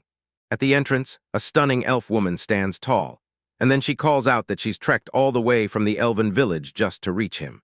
Lyle gets completely knocked off her feet, cheeks burning red as she stammers, and the woman steps forward, introducing herself, Eliza. Eliza tells everyone that the chief of her village was the one who stepped up and approved the request to get the scripture fixed. Meanwhile, Lyle just stands there, stunned and red-faced, barely holding himself together as the memory hits him. He was told he has to help Lord Roan with the job. Eliza stares him down and demands, "So you're really sure?" Lyle's still bright red, absolutely wrecked by the fact she's standing there. Lyle erupts into loud laughter to mask his nerves, forcing a nothing-to-see-here vibe. Then he struts straight into the middle of the room, still laughing under his breath. Eliza clocks the weird reaction and snaps the moment back. She leans in and demands to know the exact plan to repair the scripture. Lyle's grin drops for a split second, and he tells her straight up that since he's the one who took this job, he's going to carry the whole thing solo. Eliza can't figure out why he's pushing so hard, so she grabs his attention and demands to know what he really means. Lyle lays out his logic. If he had to lean on someone else to finish the job, it'd be a total disgrace to his name as a repairer. Eliza's jaw drops. He actually cares that much about his reputation.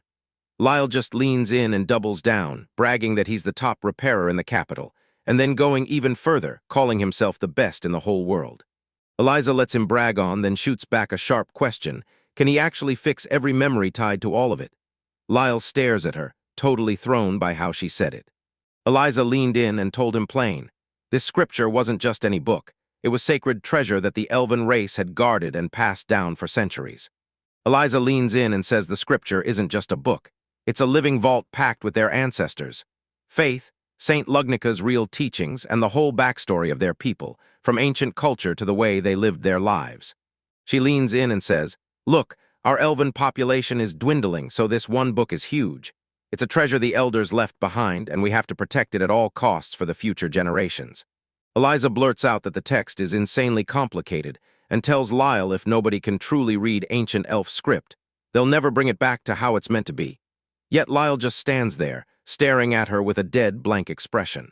But then Lyle bursts into laughter like she just cracked the funniest joke on earth, hands on his hips, saying that a job like that is, for him, absurdly easy. He keeps grinning at her and asks why it even matters, because as long as he slides the book back the exact way it was, every single problem is supposed to vanish. Lyle's face flickers as he mouths her words, feelings, thoughts. Then his skepticism hits hard like he can't quite believe what she's selling. He stares like he's dead inside, shrugs that human emotions are just nonsense you can't actually fix, and reminds her he's only a repairer. So he doesn't care about the meaning in the words or the documents. If the physical thing looks right again, that's all that matters. Right then, thwack. A fist slams onto the table beside the scriptures, and Lyle realizes this isn't some ordinary gig at all, it's the king's personal request. A dark, fierce fire lights up his eyes the second he realizes what's really on the line. And he knows that if he nails this, he'll be crowned the top repairer in the entire country.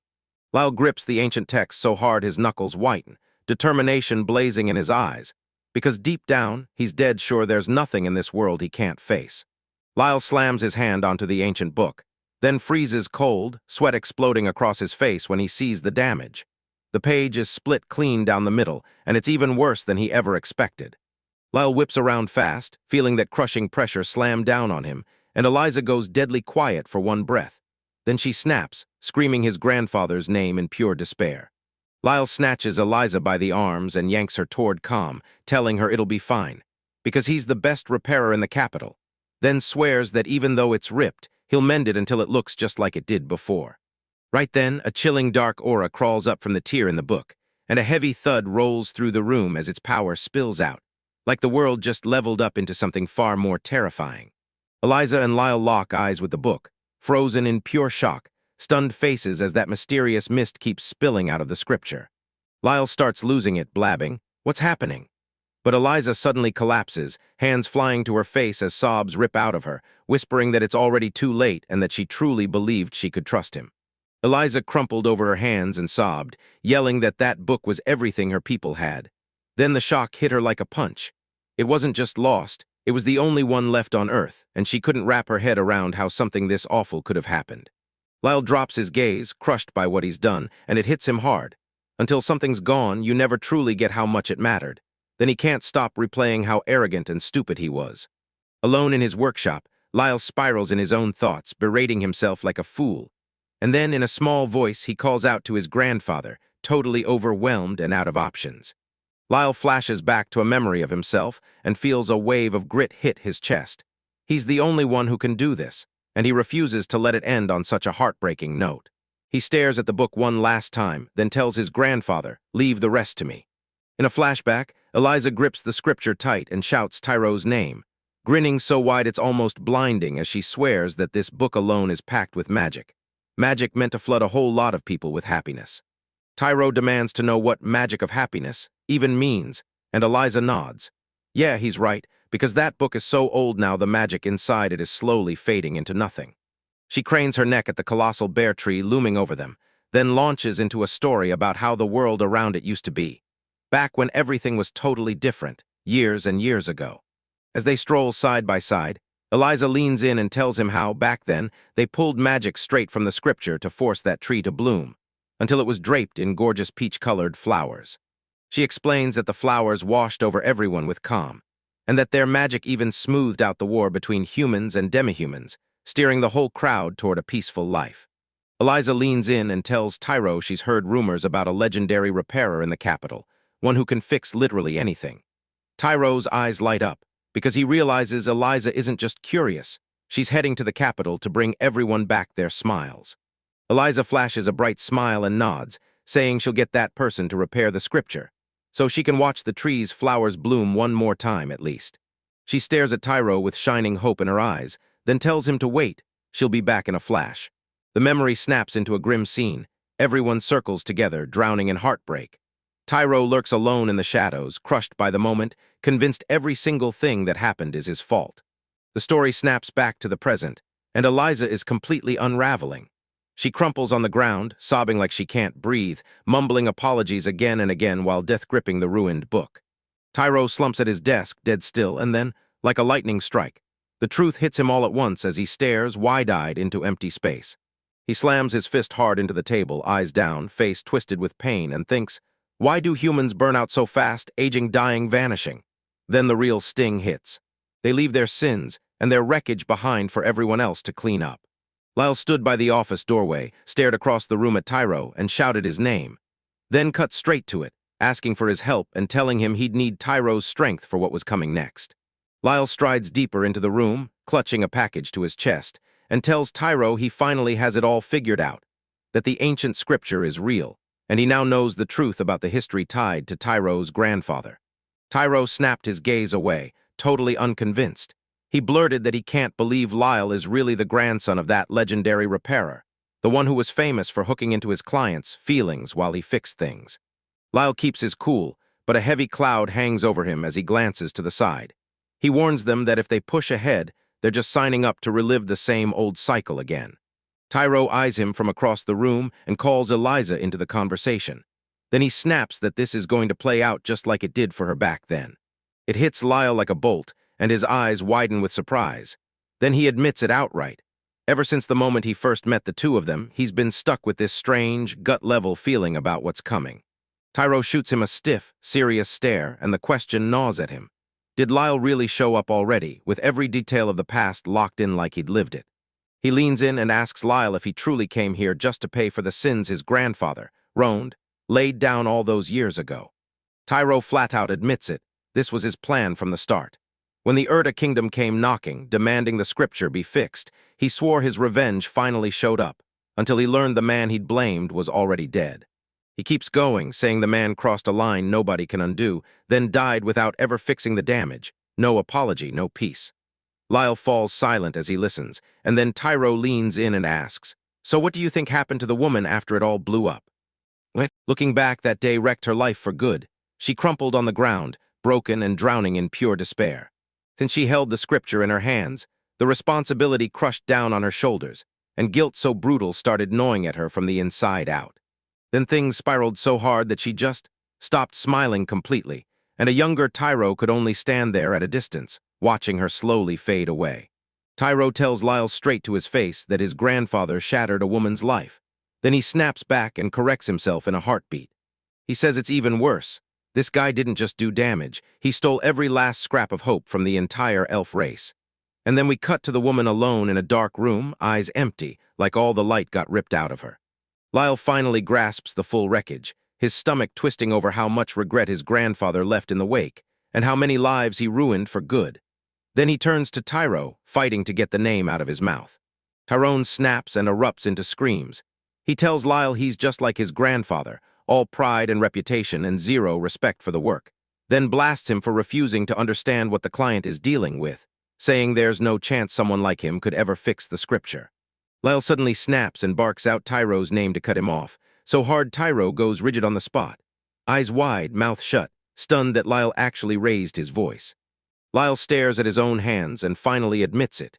His grandfather committed a deed that's unforgivable, and no matter how hard he beats himself up now, his regret can't undo the agony Tyro and Eliza suffered. Lyle dips his head low to Tyro and throws him a heartfelt apology for every single thing that went wrong in the past. As Tyro watches, Lyle leans in and says it straight. He's not begging for forgiveness, because he knows those years they lost to his grandfather's blunder may never return. Lyle tells him, look, the damage is already done, but I'm not giving up.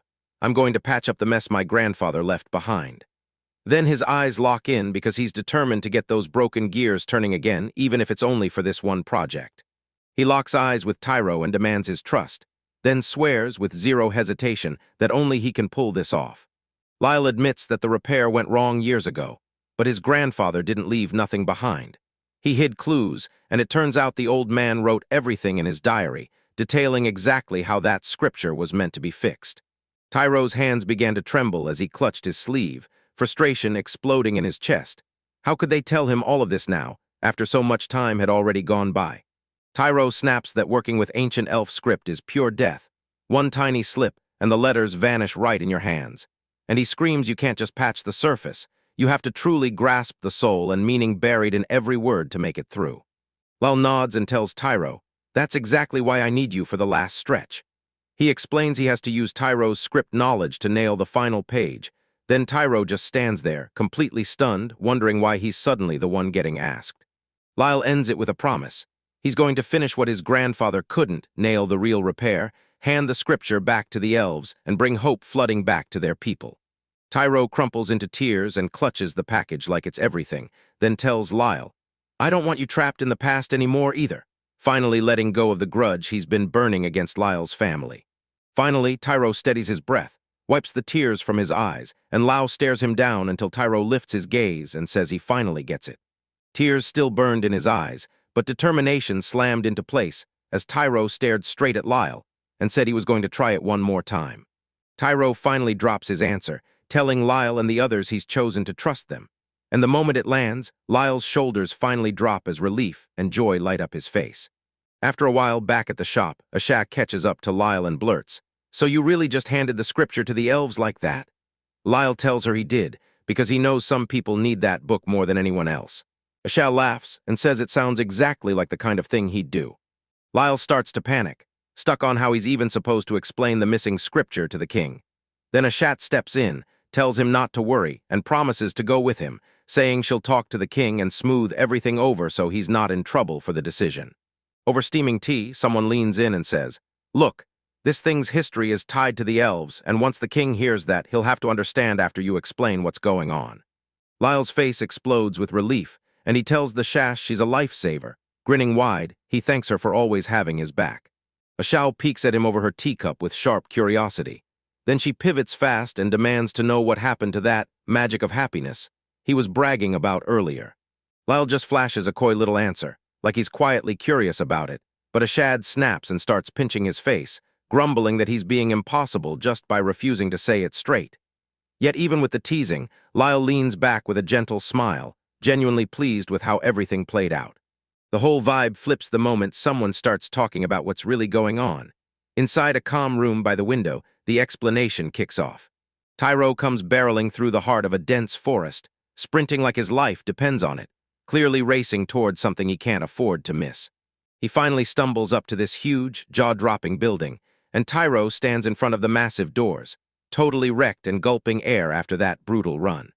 Inside the house, Eliza turns her gaze to the entrance, eyes distant and tense. Then she blurts, "Who's at the door?" Tyrone planted himself in the doorway and greeted her like no time had passed, saying it's been a long time. And then he introduced himself so she'd know exactly who he was. Voices shift inside the bright room. Someone snaps, "Eliza, look out the window. Keep your gaze locked on that huge tree and don't even blink." A hand shoots out and shoves a piece of paper into her face, and the voice behind it blurts her name, right to make sure she looks. As Eliza snatches the paper, a thought hits her hard. How insanely beautiful it is to truly believe in someone. And she drops her gaze to the document as the narration barrels on. Turns out that kind of trust is the only glue that keeps people truly connected. Eliza stares at the handwriting on the page, and her eyes nearly pop out. She blurts that it has to be from Rond, her gaze locked in pure, disbelief-struck shock as the words hit her. In the letter, Rond stares back at his younger self, laughing at how clueless and cocky he used to be. And he admits that his immaturity is exactly why he ended up hurting Eliza so badly back then. Roan tells us he dragged that regret right into old age, replaying everything in his head. Maybe he could mend it, maybe he should go see her. But he couldn't shake the feeling that he didn't deserve to show his face after destroying her life. So he spent his final years consumed by one question: how do you even pay for mistakes like that? Time just keeps marching forward, and it never hands you a second chance. Then he drops the bombshell. There's one way to shove back against time, and only a repairer can do it. Next, we flash to a memory of him at a desk with a young Lyle leaning in, absorbing every bit of knowledge. Roan says he got insanely lucky. He found a kid with talent so far beyond his own that it felt unreal. He's so sure Lyle will carry his legacy and fulfill his will that he leans in and begs her for one massive favor. The letter ends with a raw, heartfelt plea, begging for life to snap back to how it used to be in the old days. Eliza snaps at the last word, and the tears burst out as she seals the letter. Then she looks at Lyle through the window and finally feels the warmth and kindness pouring out of that final message. The story snaps to another room where a man's temper detonates. He snarls at a customer to shut up, then rips into them that if they hate how he repairs things, they should take their business somewhere else. The customer is fuming, barking, "Who do you think you are?" and demanding the guy stop talking to the client like that. Then he slams it down. He's done with him and is hunting for a younger repairer people actually want. The man stays frozen in silence as the customer storms out. Then, right when he's alone at his desk, someone calls out, addressing him as Lord Losing. Lena presses Luzin, asking if chasing off their newest customer was truly a good move, especially since they've been starving for business for ages. Then Luzin snaps back, shuts her down mid-sentence, and fires, "You want to lecture me? You're not the one who gets to boss me around." Luzin dodges the topic completely and turns to Lena, demanding to know how she's feeling, physically, right now. Lena finally cracks and admits it's not fine at all. She's still aching badly, the discomfort crawling from her right thigh all the way up to her shoulder. Luzin only mumbles a quick reply from his desk, shoulders tight and eyes stressed, and Lena clocks the weird vibe instantly. She has to ask, "What's going on? Are you okay?" He rises, steps away from his workspace, waves her off with a dismissive grin, and tells her it's nothing. Luzin throws in the towel for the day, muttering that something just feels off, and as he walks away, Lena's face tightens with worry. Back in his own shop, Lyle's riding high, humming a happy tune while he meticulously polishes his work table. Suddenly, the door swings open, and Lyle shoots a bright grin over his shoulder, welcoming whoever just walked in like their family. Turns out the visitors are Luzin and Lena. Luzin hits the shop like a wrecking ball, trash-talking the whole place and sneering that he expected way better, but got some pathetic excuse for a shop instead. Meanwhile, Lena tries to smooth things over and apologize for their entrance, and Luzin just drops himself into a chair like he owns the place. Lyle tries to stay professional and asks if they're here to file a repair request, but Luzin snaps back with pure hostility, demanding why he'd ever think of coming to a place like this and calling Lyle an idiot for even asking. Lyle is totally blindsided. He can't even process what just happened, because who in their right mind storms into a shop like that without a single warning? Lena scrambles to fix the awkward moment by apologizing for barging in, then points to the man on the sofa and declares him Lord Luzin, a professional repairer, before quickly introducing herself as his assistant. Lyle's completely baffled. He keeps blurting, repairer, like the word is stuck in his head, trying to make sense of why some other pro from the same line would even bother to show up at his exact little shop. Luzin wastes no time. He points at Lena, then leans in and tells Lyle to fix her repair. That request blindsides Lyle. He's never even heard of repairing a person, and he immediately demands answers like, what does that even mean? As he leans in and looks closer, it finally hits Lyle. Lena isn't human at all. She's a super advanced automaton. Lyle can't hide it. His jaw drops as he tells them he's never seen an automaton run this freely, with this much precision and detail. Luzin takes the compliment like he earned it, smirking and saying it's only natural, because she's perfect only because he built her. Hyped to make it to work, Lyle asks if he can get a closer look at her, then reaches in like he's ready to inspect Lena's hand and figure out exactly what needs fixing. Right when he reaches out, Luzin snaps. He rockets forward, yanks Lyle up by the collar, and roars for him to back off. Luzin snaps out of nowhere, roaring at Lyle to keep his hands off any part of Lena that isn't tied to the repair. Lena whips around, stunned that her master, gone full rage, while Lyle freezes in total silence, utterly dumbfounded by the outburst. Still yanked in by his collar, Lyle tries to fight back, insisting that if he's really going to fix her, he can't just guess. He has to examine her properly first. Luzin snaps at Lyle to shut up and yanks away from him, then stomps off with a cold dismissal. Lyle's got one job: fix that exact malfunction and stop caring about anything else. As he strides for the door, Luzin slams on the brakes and fires off a final warning. He calls Leela Youngster over and tells him to hang on tight, because if he screws up, he'll hear what comes next. With a chilling glare, Luzin leans in and threatens Lyle. Mess up this repair, and he'll break Lyle's body so badly he'll never walk again. The moment Luzin is out of the picture, Lena whips around to face Lyle, her worried eyes blazing, and she blurts out a heartfelt apology for her master's behavior, right on the spot. Lena dips into a deep bow, pouring out her apology, then pleads with Lyle to forgive Luzon's rude attitude, insisting she's doing it on his behalf, and Lyle just stands there, still crushed by how heavy it all feels. Even with danger looming, Luzon corners him one last time. "Lyle, are you really gonna take this job?" Lyle turns back, and the moment he weighs the stakes, his face hardens into pure seriousness. Lyle won't back out. He tells Luzon he gets the terms, then he steps up and officially agrees to repair Lena. That night, Lyle clocks into his shop and starts inspecting Lena's leg. When he sees the build up close, his mind gets blown by the sheer craftsmanship, and he realizes the tech is so advanced people can't tell she's not human, especially with those mechanical parts that copy a real human nervous system. As Lyle studies Lena's mechanical leg, he suddenly realizes the danger isn't small, it's massive. One wrong move, one tiny misstep, and she won't just limp, she'll stop moving altogether. And the worst part, he's blown away by how intricate that engineering is. Lena catches Lyle staring hard at her leg with this dead serious look, tilts her head and blurts out, "Is something wrong?" Lyle snapped her head up and asked if Lord Luzon was the one who first built her. Lena glanced back and said, "Yeah, as far as I know, that's exactly it." Lena admits her early memories are fuzzy, but says Luzon was the only one there the moment she first woke up.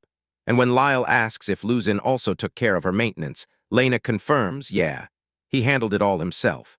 She explains that every time her master did maintenance on her, he slammed in fresh features and brand new functions into her body. And then a memory snaps to life. Luzon working non-stop in his workshop, surrounded by tools and bottles meant to sharpen her design to perfection. Lena just stands there and tells you how, after all those non-stop updates, she finally unlocked the ability to move and act exactly like she does right now. Lyle drinks it all in, and suddenly the whole picture snaps into focus. He can't stop asking himself what Luzon was really aiming for with someone like her. When he studies how her face and every movement copy a real girl, it hits him hard. Luzon wasn't just making a machine, he was trying to forge a real human. Lena locks eyes with Lyle and smiles, soft, honest, and warm, and tells him the truth. Even if he acts like a monster, her master is actually incredibly kind. That comment slams into Lyle like a punch. He stares at her in stunned silence, unable to match her words to the same aggressive man who just threatened to snap his legs. Lena's face tightens as she admits it. Losing has to be part of it, and she makes it crystal clear she's just an assistant, nothing else. Lena admits her master keeps saying, if she breaks, just build another girl. Yet whenever she messes up, he still loses his mind trying to fix her fast. Lyle finally clocks it. Luzon doesn't just act like a jerk to her, he's basically a whole different person, and that cracks open his doubts about what's really going on with the old man. He can't shake the feeling there's more beneath the surface. And yeah, it sounds wild, but Lena has something no regular automaton ever has. The fact that Luzon built her, then kept her running like this all by himself for so long. That's straight up impressive. Lyle sinks into deep thought, baffled at how someone like that could suddenly trust his most important creation to a total stranger. And then Lena clocks him staring off into space and snaps, "Hey, are you okay?" Lyle snaps back to reality and blurts to Lena that he's got something he's been dying to ask her. The story rockets to Luzon's shop, where the old man is literally booting a customer out the door, screaming that his repair work is getting bashed unfairly, snarling that he'll never be allowed back, and calling the guy a total amateur. Lyle slips into the back room and with a shaky voice calls out to the old man. Then the guy jerks his head up mid-drink, clearly furious at the interruption. Luzon tells Lyle to grab any seat he can, and the second he drops down, he realizes the whole room reeks of booze. Luzon wastes 0 seconds and fires off a point-blank question to Lyle. Can Lena truly be fixed? Lyles opens his mouth to answer, then snaps the whole question back to the old man, asking Luzon why he'd ever trust him with Lena in the first place. Luzon's sick of the game, so he snaps at Lyle to stop dodging one question with another, and when Lyle tries to explain himself, insisting he's not making excuses, just genuinely baffled, Luzon only grunts back, totally unimpressed. Lyle's face hardens, and he tells Luzon he's got skills so high-level they make Lyle look untrained. Then he slams the truth. Luzon is the one who built a girl so perfect she's basically human, and that feat is absolutely massive. Lyle keeps pushing, insisting that making someone like that has to be impossible, even with alchemy, until he finally fires off the real question. Why would someone with that kind of talent show up to a guy like him just to get repairs? Luzon looks at Lyle and demands, "You really trekked all the way here just to pull that kind of dumb question?" Then he snaps at him to shut it, focus, and do the job he was hired for. But then Losing stops being a jerk for a second. He jabs a finger at his face and admits his eyes barely work at all anymore. The news slams into Lyle hard and he freezes, pure shock, because he can't make his brain accept what he's just heard. Luzon tells them his vision's been slipping for ages, and he can't even tell if it's the cheap booze hitting him or old age finally catching up. Because now he can't work the way he used to, not even close. Lyle goes silent as it all finally hits him, and Luzon rubs his head with a defeated look, admitting he's got nothing left he can do for himself. Staring at the ground, Lyle finally clicks. This is the exact reason Luzon swallowed his pride and came to him for help with the repairs. Luzon finally confesses he's just an old man with time running out. He admits he built her from pure selfishness and a nasty need to get everything perfect, but now the fear hits hard. He can't stand the thought of leaving her alone the moment he dies. Lyle tries to piece it all together and grills Luzon. Why would he put her through all this just to feed his own satisfaction? Luzon looks completely wiped, then shrugs and admits the whole thing is, honestly, a really stupid story. As Luzon stares at that empty, dust-choked picture frame on the table, his walls finally crack. Then he leans in and tells Lyle that years ago he really did have a daughter. In a flashback to a silent night in their old house, a younger version of him trudges in after a brutal, long day. And as he steps through the door, he yells Lena's name. A bright-eyed young girl bolts toward him with a radiant grin, her face lighting up like she's been waiting all day, and she practically throws her arms out to welcome him home. Luzon leans in, eyes packed with affection, and asks how she's feeling today. Then he murmurs that he's sorry he couldn't be there to steal more time with her in the day. Lena flashes him a huge grin and insists she's totally fine, then straight up credits the medicine her dad's been bringing her for keeping her energy blasting at full power. Lena sits on her bed with a bowl of food, then looks her dad in the eye and tells him how much she truly appreciates him grinding every single day for her. Because even though her mom is gone, she says she's completely okay as long as he's there. She keeps pushing forward, insisting her biggest dream is to get healthy, like, right now, and start working so her dad won't have to shoulder everything alone anymore because she wants them to stay together forever. Luzon sweeps her eyes across the silent room, then murmurs a heartfelt thank you to her. In that other memory, Luzon practically crashes through the front door clutching supplies, then blurts out an apology for being late, and tells Lena he's firing up dinner for her right away. In a flashback, a younger Luzon bursts through the door loaded with supplies, grinning like everything's about to go his way. Then he tells Lena he's already snagged a major job for a nobleman, and once he finishes it, a massive payout is coming for him. Turns out Luzon can smile too, because for once he looks genuinely happy and he tells her, with money like this, I'll finally get you way better medicine, and I'm sure you'll get better for real. But the vibe flips in an instant. Lena lies dead still in her bed, one arm dangling limp over the side, like there's not a pulse left in her. He burst into the room and froze mid-step, losing all motion, staring at her as he finally managed to call her name. Then dread hit him like a wave. At first he plays it cool, tells her he made her favorite stew, and jokes that he'll devour the whole pot if she doesn't wake up. Then the moment he reaches for her, his voice shatters, and he falls apart begging her to say anything, please. He completely snaps, tears pour as he clutches her, and he keeps begging over and over for her to wake up. He scoops her up and hugs her to the floor beside the bed, begging her for any asterisk answer. But the room just sits there, silent as stone. Back in the present, Lyle stares at Luzon with raw sympathy, and the puzzle finally clicks. He leans in, asking if this tragedy is exactly what drove him to build Lena.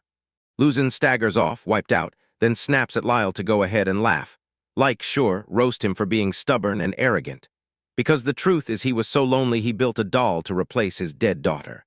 Lyle just froze there, stunned out of his mind, because he never, ever expected that cranky old repairer was secretly hauling around that kind of pain. Lyle yells for Luzon to wait right there for a second, pointing back to how furious he looked earlier, and then he's like, "There's no way you built Lena just to mask your loneliness," leaving. Luzon brushes it off, turns his back on Lyle and shoots back that he's talked enough for the day, and it's time to shut this down. Just as Luzon starts pushing Lyle to go home, he slams on the brakes and cuts him off, fixing his eyes on the old repairer with laser focus and demanding honesty. Luzon whips his head over his shoulder, visibly fed up with the kid who won't drop it, and he snaps, "What are you even talking about, Lyle?" Lyle refuses to back off and tells Luzon he'll take full responsibility for Lena's repairs, promising he'll get her fixed as fast as humanly possible.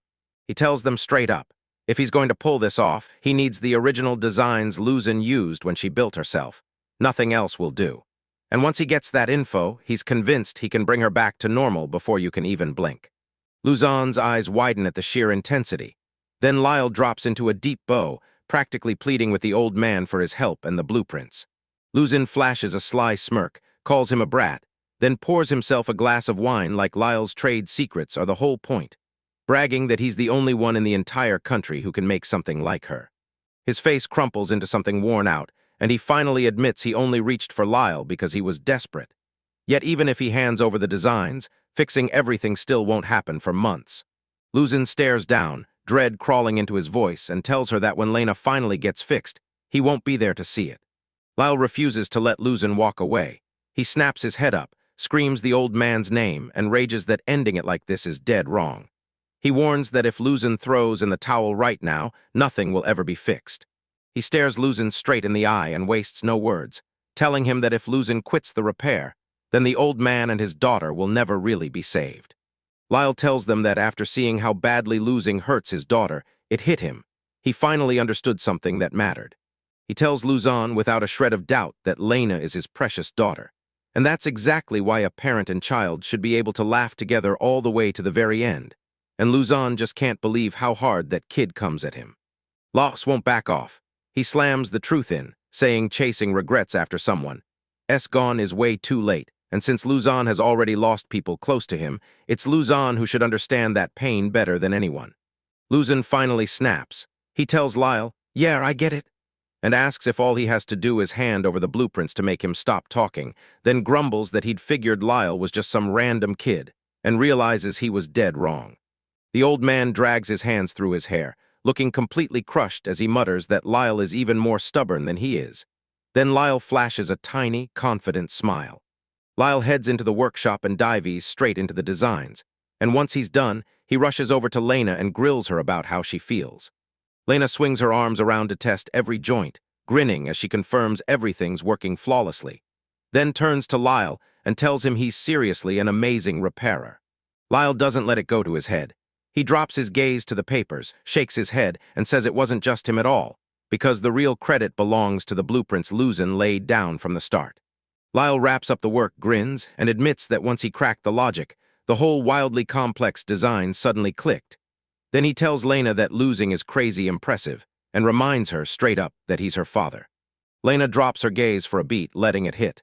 Then she murmurs, maybe the master really could be the kind of person like that.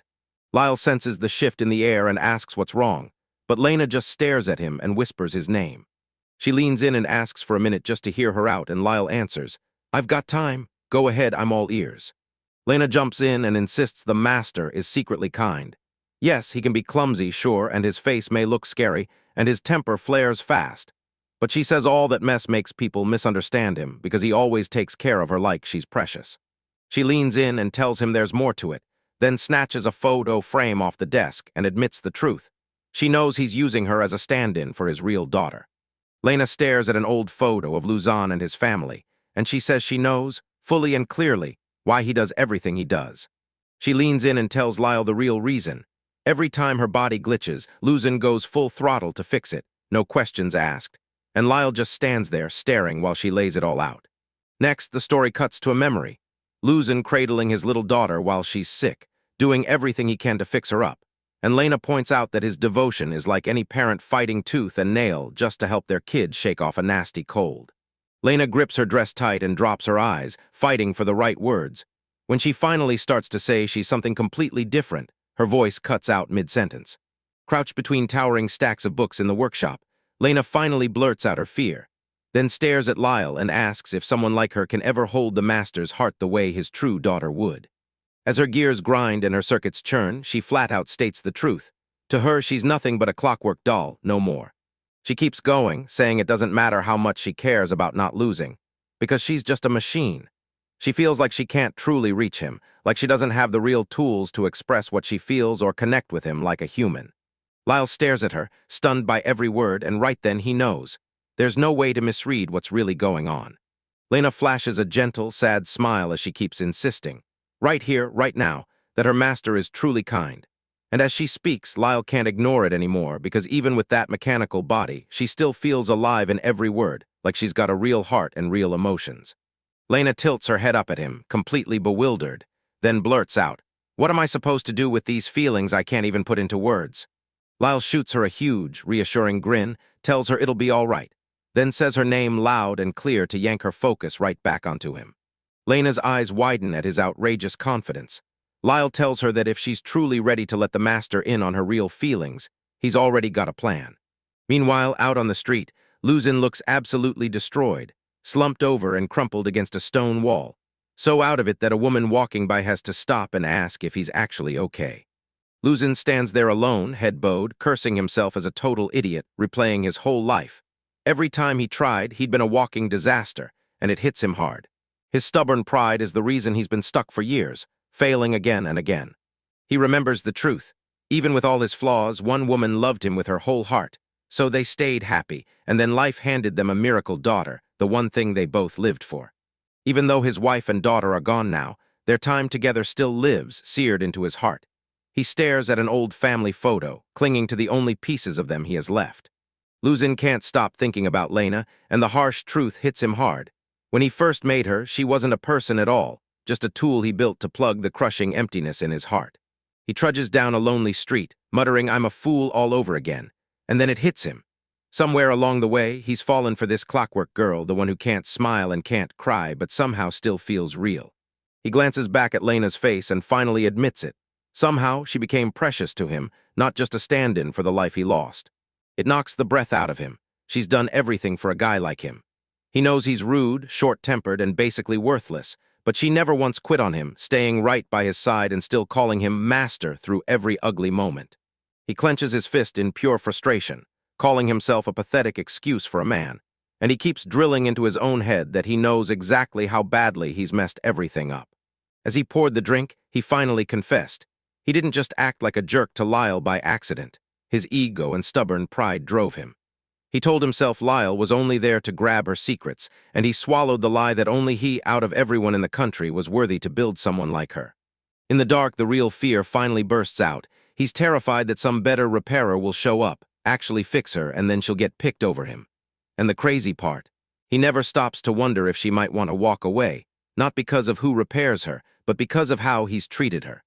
Luzin slams his hands on the railing and stares down, cursing his whole situation as stupid, because his life has been a total wreck. Yet right at the end, he finally chooses to do one thing right. He realizes Lyle actually cares about Lena, and he wants her to have a real, normal, healthy life from here on out. As he trudges through town, the crushing reality of everything finally slams him. He freezes, throws his hands over his face, and collapses right there in the middle of the street, sobbing like his heart is breaking. Lyle and Lena are strolling nearby when Luzin suddenly yells her name.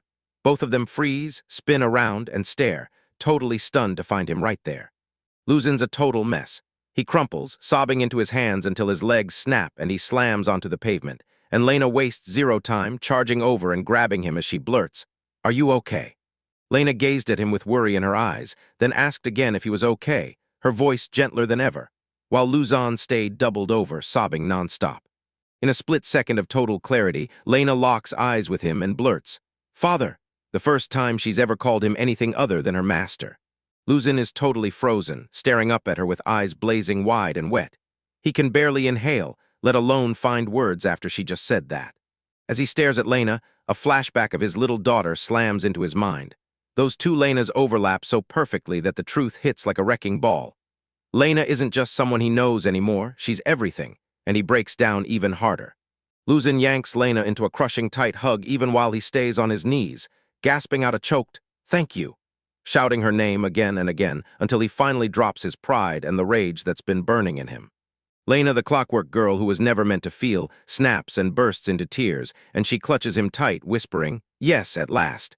Because that awful thought that all human hearts could be lost, it's gone. At the shop, a shack slides a tea tray toward Lyle, and Lyle can't hide how curious he looks. She wants to know if he's finally ready to spill the details, but he shoots back with one question. "So what's wrong?" Lyle kicks off the explanation and tells you how he ended up hiring a brand new employee out of nowhere today. He admits it sounds weird, but in his mind, he had no real choice. He tells her the new girl's last boss had to shut down their shop, so they handed her a killer recommendation and sent her straight to Lyle. Lyle can't forget how intense that Shaggot was when he brought it up yesterday. She completely snapped, yelling about a new employee and grilling him on her work history, her skills, and whether she can even brew a decent cup of tea. Lyle tries to cool things down, pointing out that she's been here since morning and acting like she owns the place, then tells Ashad to trust him. She's a good person, so there's nothing to fear, while Ashad shoots back a look that screams doubt. Ashad starts throwing attitude right away, straight up asking if this is about that woman, and she's so stuck on who the new hire really is. Lyle is completely baffled and demands, "Why are you in a mood like this?" Ashaz fires back, "I don't even know why I'm mad," and Lyle finally gets it. She's just lashing out with no real reason at all. Even with the tension snapping in the air, Lyle forces a grin and tells Ashad, "Yeah, things feel a little rocky right now, but once we both get used to each other, we're gonna click just fine." Right then, the door swings open and a voice blurts, "Sorry to interrupt." Then the announcement hits. They're stepping into their new position today. Lena strides into the room in her maid outfit, grins bright as a sunrise, and officially introduces herself. Then she drops the news that she'll be helping Lyle from now on, telling everyone she can't wait to work with the whole crew. The story snaps into the dungeon's middle layer, and danger spikes fast. Tinia stands tense already, clutching her weapon and scanning those rocky tunnels like trouble could jump out any second. As she pushes deeper into the cave, the darkness behind the rocks shifts, and then it moves. Before Tinia can even blink, a monster bursts from the shadows, slams toward her, and she's frozen in pure panic as she screams. Suddenly, Lindo cuts in and wipes out the threat in a blink. She towers over the fallen monster, stone calm, then turns to Tinia and warns her, "Never drop your guard like that." Tinia can finally breathe again. She dashes over to Lindo and blurts out a huge thank you, clearly stunned that this top-tier adventurer showed up just in time to save her. Tinia senses something's wrong. Lindo just stares into the distance, face unreadable, and Tinia freezes, then calls out to her, worried she's holding something back. Tina starts to panic and asks if Lindo got hurt in that fight, because the truth is, Lindo looks way less energized than normal, and it's showing fast. Lindo snaps out of it in a heartbeat and spins back with a huge, bright smile, and she waves it off on the spot, telling Tinia it's nothing at all, so she shouldn't worry. She jumps in, saying she has to rush to the Duke's place today, and Tinia listens while Lindo casually drops that the chat is back to her usual self, demanding all kinds of wildly unreasonable things again. Lindo forces out a tired little smile, admitting that this whole chat mess is turning into a full-on headache for her. Asha stomps into view with her arms crossed, glaring like she's about to explode. She's ranting about Lindo's digs, especially that "she's still just getting started" comment. Asha snorts, swears not to waste a second on it, and insists she's not behind. She's just in full growth mode. Asha is going off on how brutally insensitive some people can be. She says this guy looks like a perfect gentleman, but then he drops these painfully blunt comments that wreck your peace. And while she keeps firing up, Lyle just gives a shaky, nervous laugh in the background. Lyle stops cold, staring at the shower while gripping one of his tools, and he tells her that being able to connect with people like he does with their families is honestly a pretty amazing thing. Then he leans in and asks if she doesn't think so too. The word family hits a nerve in her. She repeats it under her breath, hand on her chin, eyes sharpening with thought. Then it clicks, and she blurts out that it reminds her of something she's been desperate to ask. Shat leans in and asks Lyle, "So your parents are staying in the royal capital right now, yeah?" Lyle replies that she's dying to go. She wants to meet them properly, make her first impression, and personally send her regards. The second Lyle hears her say, "Your parents," he slams his work to a halt, blurts, "Wait, haven't I mentioned them yet?"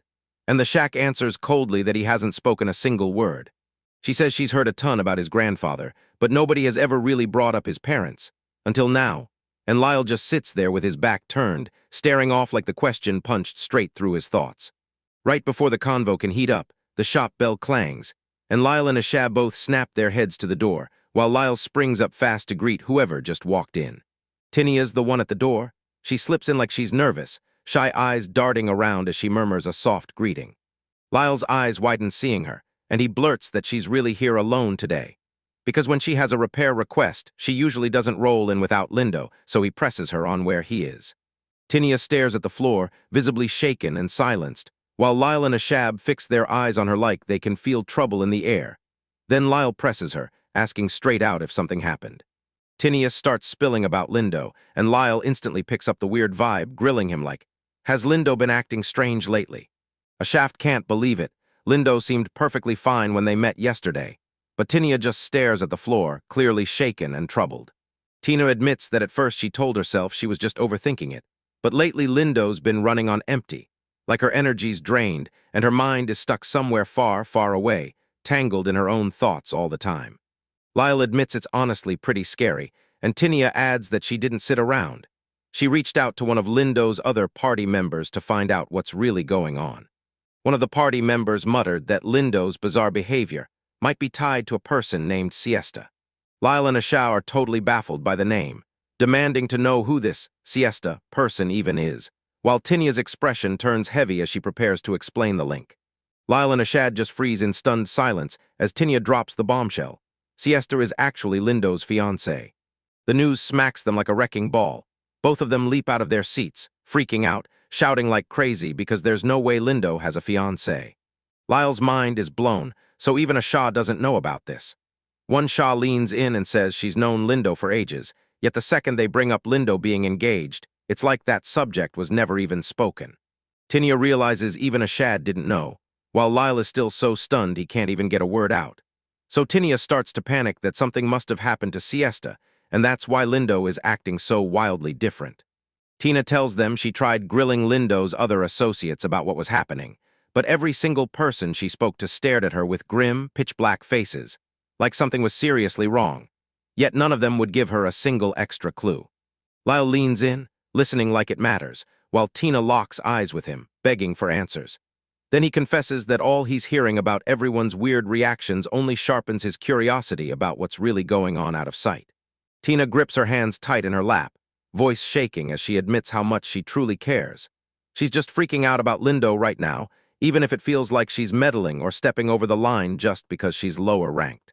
She spills the truth about her past, how Lindo took her in when she was just an orphan, raised her from scratch, and forged her into an adventurer. So now a crushing debt of gratitude burns in her chest, one she can't ever repay, which is why she's desperate to help. Tina clenches her resolve and tells Lindo, "I'll do anything, anything at all, as long as there's even the tiniest chance I can help." And when she sees how badly she's breaking, Lyle murmurs her name to pull her back to him. Lyle told her he was in too, because he feels like he owes Lindo big time for everything she's done, and right after that, another voice jumped in. Lindo's friend doesn't get to sit back and pretend none of this is happening. Tinia stared up at them, stunned and deeply moved by how ready they were to help, and then Lyle pushed them to the side, telling her to hand the whole mess to him and putting a shaft on hold for now so they could dig in. Later, Lyle and Asha stroll through the city's high-end district, and Lyle can't stop staring. He's stunned by how every single house they pass is absolutely enormous. As they keep moving, Asha whips her head toward Lyle and asks for his take on everything they've learned. Then she pushes harder when he's lost, spelling it out. She means the news about Lindo. She tells Lyle, "Look, me and Lindo have been close for ages, but it still feels like something's missing." And then she turns to him and asks, "Did Lindo ever hint at anything back then, anything that could explain what's happening right now?"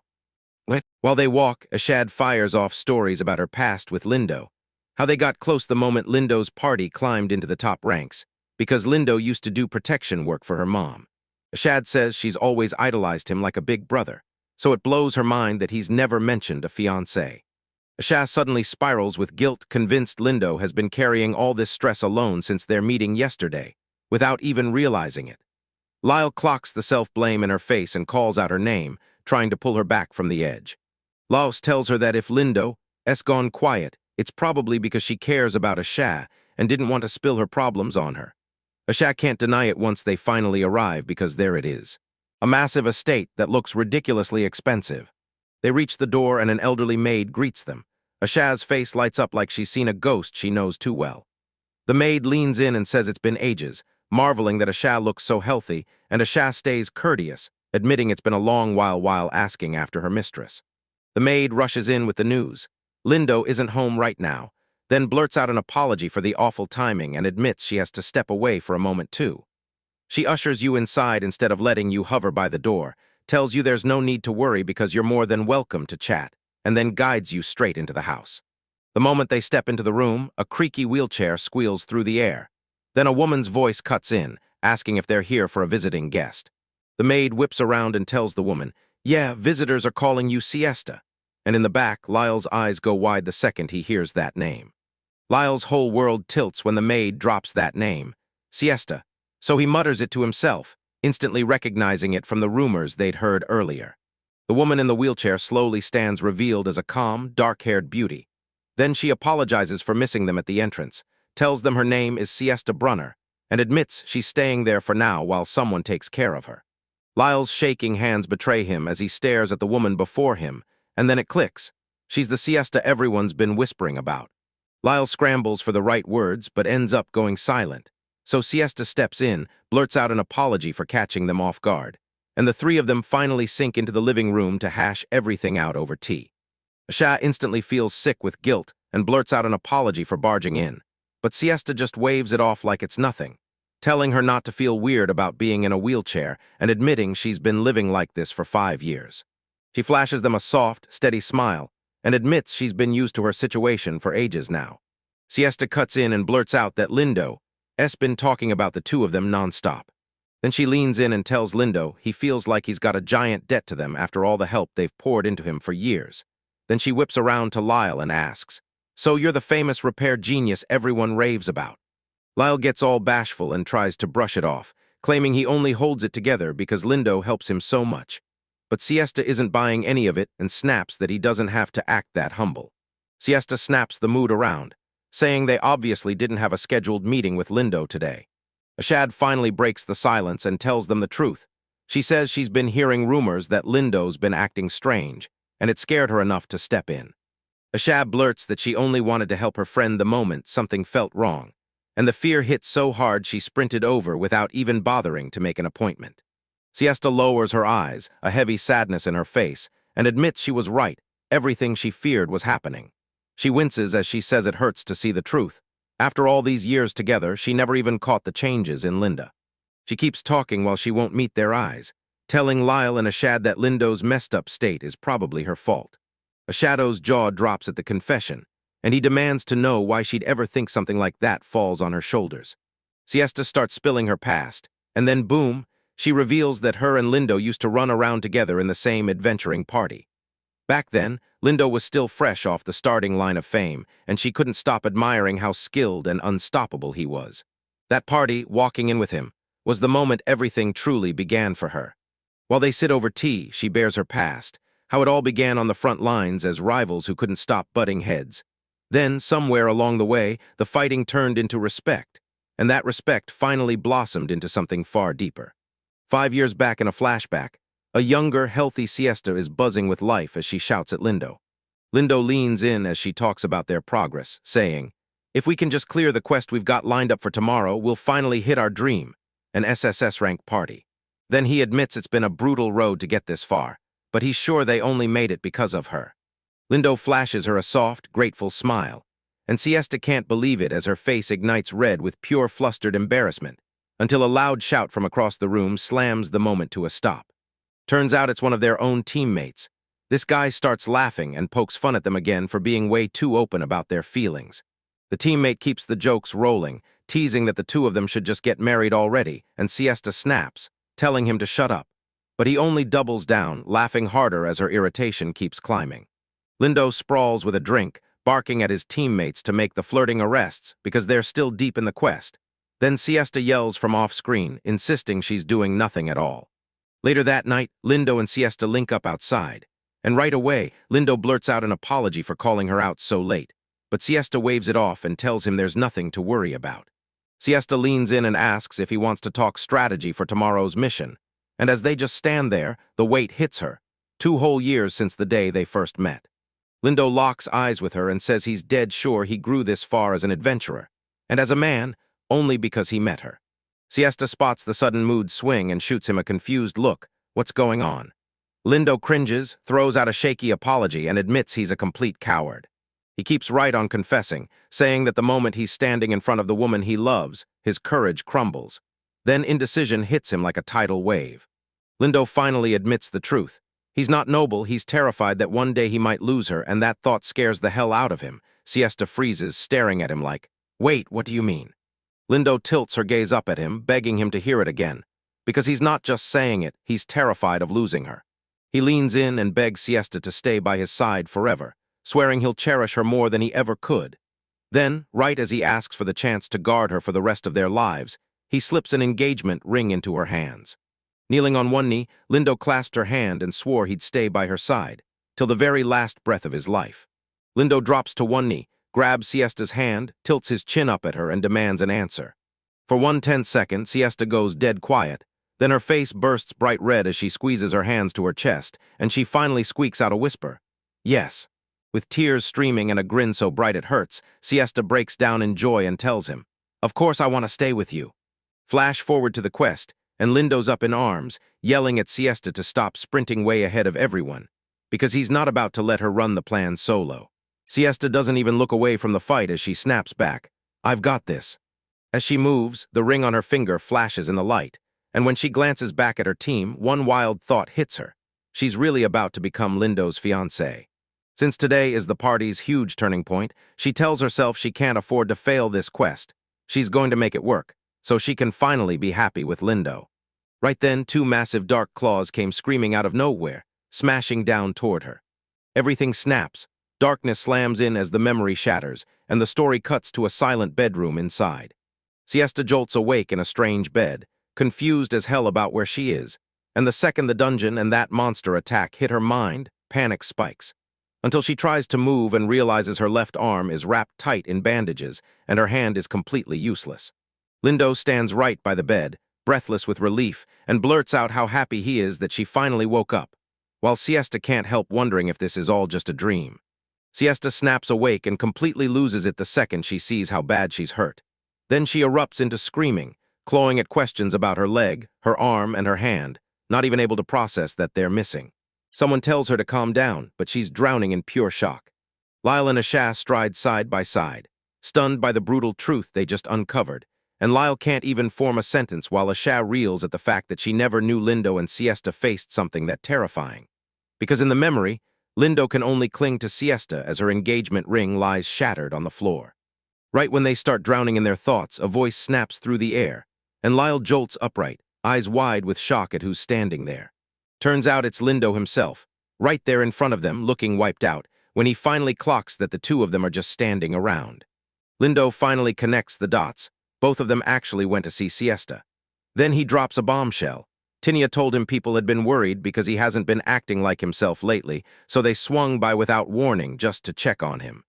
Lindo feels like the whole room's staring him down, and Lyle plus the Shack jump in fast to apologize for prying into his personal life like that. Lindo turns his head away, standing by the park bench where that chat is waiting, and tells them, "I wasn't trying to hide anything. I just didn't want any of you worrying about my situation." Lyle stares at him, totally baffled, and blurts out, "What do you mean by that?" Lindo dives into his pocket, snatches a tiny cloth, and unfolds it, revealing the shattered ring pieces he once handed Siesta, a promise of the future they were supposed to build. He stares at the ground like he's been worn down to nothing, calls himself pathetic, and admits to Lyle and Ashad that after all this time, he still can't figure out what to do next. Lindo replays the tragedy in his head and finally admits he couldn't protect Siesta when it counted most, because that nightmare chaos still haunts him as he stands there. He admits he's been trapped inside his own head, spiraling over what he could do for her, yet he can't see what's truly best for her future. So he freezes up completely, stuck there and unable to make a single real decision. Lindo stares at Siesta, parked by the window in her wheelchair, and guilt crashes over him. He's dragged her through all this without a real plan, leaving their whole relationship stuck in limbo. He says her birthday is right around the corner, but he admits he feels so crushed and useless he can't bring himself to do anything. Then he even doubts he has the nerve to ask her to marry him again after everything that went down, and Lyle hears every word, fist clenching hard as frustration boils over. Lyle finally snaps and tells Lindo point-blank that he isn't acting like himself at all, then challenges him hard. Are you really chasing Siesta's happiness, or are you just hiding behind your own selfishness? And Lyle lays it out. All this hesitation is just Lindo's ego crashing the moment. Lyle freezes for a second, then admits he's only an outsider, and that speaking up like this is probably rude. He can't even find the right words to make his point, and it's killing him. He snaps at Lindo to quit spiraling over atonement and responsibility, then pushes him, hard, into the here and now. Forget all that for a second. Lyle leans in and asks him just one thing, what's the one message he's trying to tell Siesta. Lindo is totally blindsided. He just freezes there, slack-jawed and stunned, scrambling for words that won't come. A Shao stalks behind them, eyes narrowing as he mutters how indecisive men get when things like this hit. She whips around, locks eyes with Lindo, and delivers a serious reminder. These are her and her friends, and this is exactly when he's supposed to lean on them for help instead of trying to shoulder everything by himself. Lyle's eyes widen as the chef cuts in, speaking up loud and clear, like she's got one sharp thought about the whole situation and she won't let it go. Ashad jabs a finger at Lyle and asks if the person they're hunting isn't right there. Then she grins and declares, loud and sure, that the world's best repairer is standing in front of them. Later, they finally sit down with Luzin, and he nods like, "Yep, got it." He flips the request back at them one more time, making it crystal clear. They need someone who can work prosthetic arms and legs. Lyle wastes no time. He tells Luzin he wants lessons on building prosthetics with parts that can move freely, and admits straight up that fixing a ring is easy compared to this whole other level. With every heavy step, the whole accident crashes back, Siesta losing everything in the sheer agony of it, the pain in every breath as reality finally hits. Those limbs are truly gone. Lyle hears the grumbling about the shop being shut and them barging in like they own the place. But he wastes no time, flashes a sincere apology, and smooths over the late-night interruption. Lyle lays out exactly why he came, telling Luzin that for a job this specialized, he only trusts one person, him, and then they sink into the workshop together while Lyle pushes his case. Luzin shoots Lyle a sharp look, slices right through the small talk and straight-up demands. "So your real reason is just that you want to save that girl?" Lyle doesn't hesitate for a second. He locks eyes with him and slams out a solid, firm yes. Luzin tells him he really has no solid reason to refuse the request, but then he cuts himself off, like there's a hidden catch buried in that help. Luzin says the repairs aren't the real fight. He stares at a photo of a smiling girl and admits the hardest part is facing what she's truly feeling inside. In the quiet living room, Luzin leans toward Lyle and tells him this. No matter how badly people crave something, they almost never find the courage to say it out loud, because that's just how humans are wired. Luzin stares down, instantly reliving every mistake from his own past, and he admits he's felt that brutal truth crush him firsthand. Lyle just watches the losing jokes pile up, the kind he can't even start to count, and then, straight through the chaos. He says the cruelest part is that the kindest people hurt the most. Before anything else, Lyle has to find a way to shut down that mental pain. Lyle stares at his paperwork in dead silence, and Luzin's words keep clawing at his mind. Solve the inner pain first, no matter what. Later on, Lyle pulls Ashad aside and starts talking about the project, telling him they should at least let everyone know the prosthetic limb arrangements are finally ready, even though his voice still sounds unsure. Shaw stares at the mountain of research on the desk and asks if Lyle's still stuck on what Luzin said. Then Lyle lowers his voice and admits, quietly but completely, that he is. Lyle finally stops pretending and admits the truth. Yeah, he acted confident before, but now he sees it. This problem is buried deep in Lindo and Siesta's hearts, and just because you can mend their bodies doesn't mean their hearts will snap back to normal. He plants a hand on his chin, staring like the answer's hiding in plain sight. And then he starts grilling himself on what he can truly do for the two of them, beyond just his craft. Ashao locks eyes on him for a beat, then murmurs his name just loud enough to pull his attention straight back. A shadow locks eyes with Lyle, smiles softly, and whispers that every time he's near, she's flooded with memories of her mother. She flashes back to when she was younger and says that ever since Lyle fixed her mother's dress, she finally felt like she truly belonged, like she was her mother's daughter at last. That moment gave her the nerve to say what she really felt, and now she's ready to live in the present with zero regrets.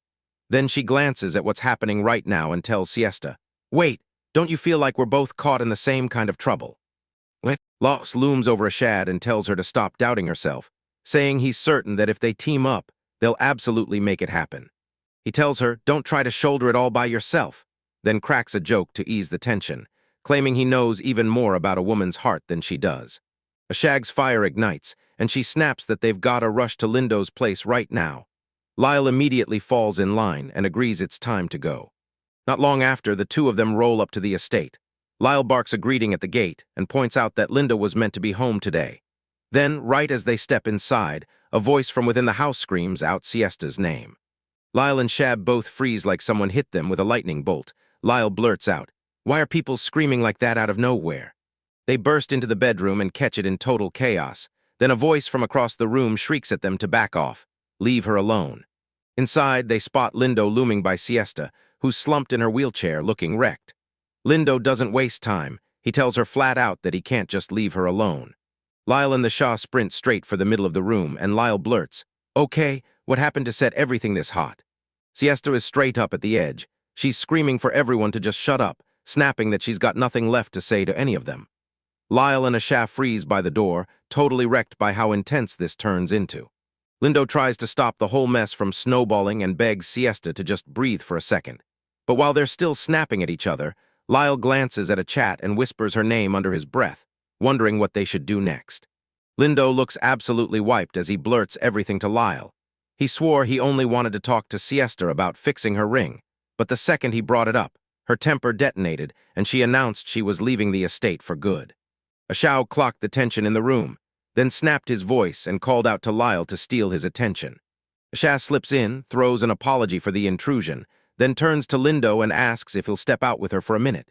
Meanwhile, Siesta sits in her wheelchair close by, looking utterly crushed, hands over her face. Lyle freezes at the demand and blurts out to Asha, but Lindo only stares, shocked she's stepping in so boldly. Ashad locks eyes with them and snaps, "Leave it all here with me." Then she marches straight for Siesta, determined to take this one-on-one. Once they're alone, Siesta blurts out an apology, begging Asha for forgiveness over how pathetic and miserable she had looked. Asha cuts her off right away, shaking her head, telling her no, none of it is like that at all. Siesta clamps her fist in her lap and snaps that she's done with it all, insisting that if she keeps staying with Lindo, she's only going to drag him into unhappiness. Ashao stares at the mess of books on the side table and softly calls Siesta's name, and when she finally starts to open up, she confesses she gets it, because she's wrestled with those same feelings too. Siesta leans down in her wheelchair and finally blurts out why she keeps pushing Lindo away. Her body is wrecked so badly she can't have children anymore, and she knows how badly Lindo loves kids, so she thinks staying means ripping that dream right out of his hands.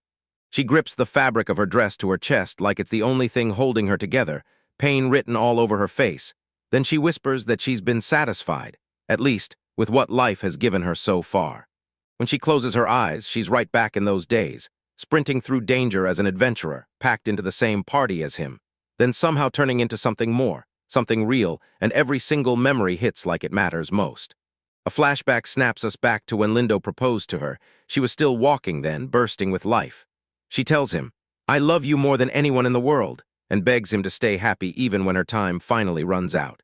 That love burns so bright, she won't let herself become a burden that drags down the rest of his life. As Siesta starts to trail off, emotion floods her, and right when she's about to finish the thought, a shout cuts in. Then someone yanks her into a tight, crushing hug. Ashad doesn't play nice. He calls Siesta out to her face and bluntly tells her she's wrong, right when he points out that Siesta keeps insisting she's doing all of this for Lindo's sake. Still clutching her, Asha leans in and demands to know, were Lindo's real feelings even part of this choice at all?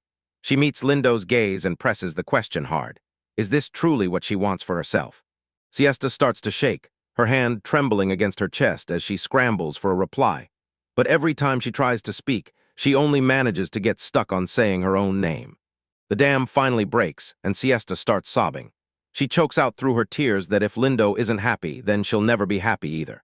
Ashad flashes a soft smile and tells Siesta, if it's really like that, then stop holding back. No more fear, no more hesitation. Siesta freezes for a second, and then Ashad drops the real bombshell. Her mother had told her something crucial right before she died.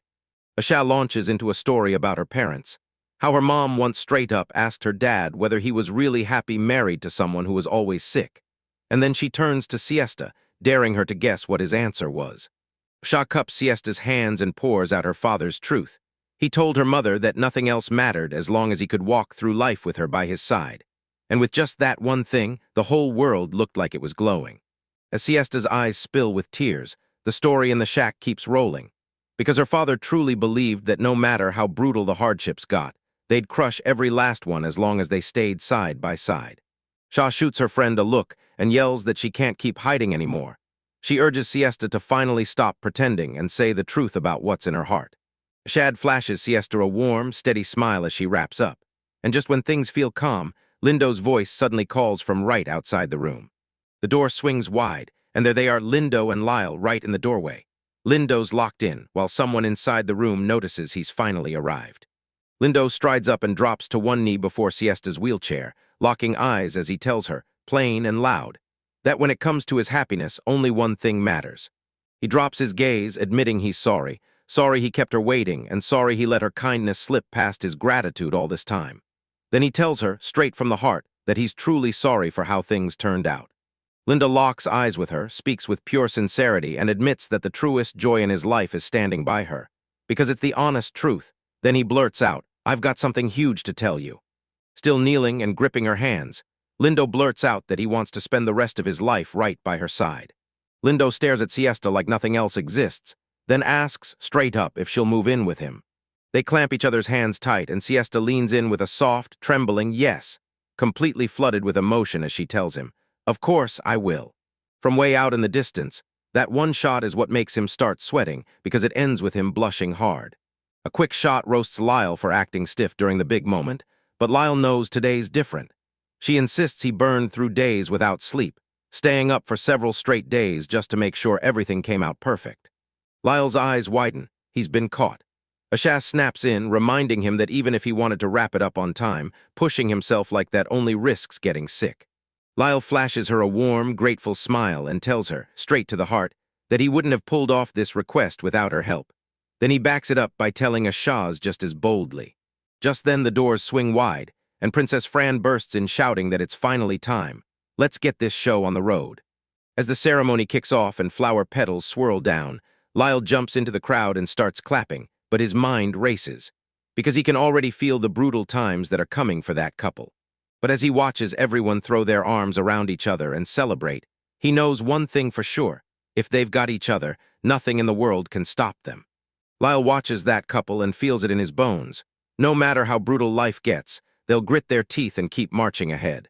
Lindo flashes Siesta a gentle grin and tells her it's time to move, and in his head he thinks, as long as they stay side by side, they'll be okay. Siesta beams in her wedding dress, cheeks burning with every smile as she nods along and shouts Linda's name. After a bit, Lyle's back in his shop, and it's chaos in the best way, wall to wall with customers. A new one walks in, and Lyle cracks a quick smile, then has to shoot back an apology.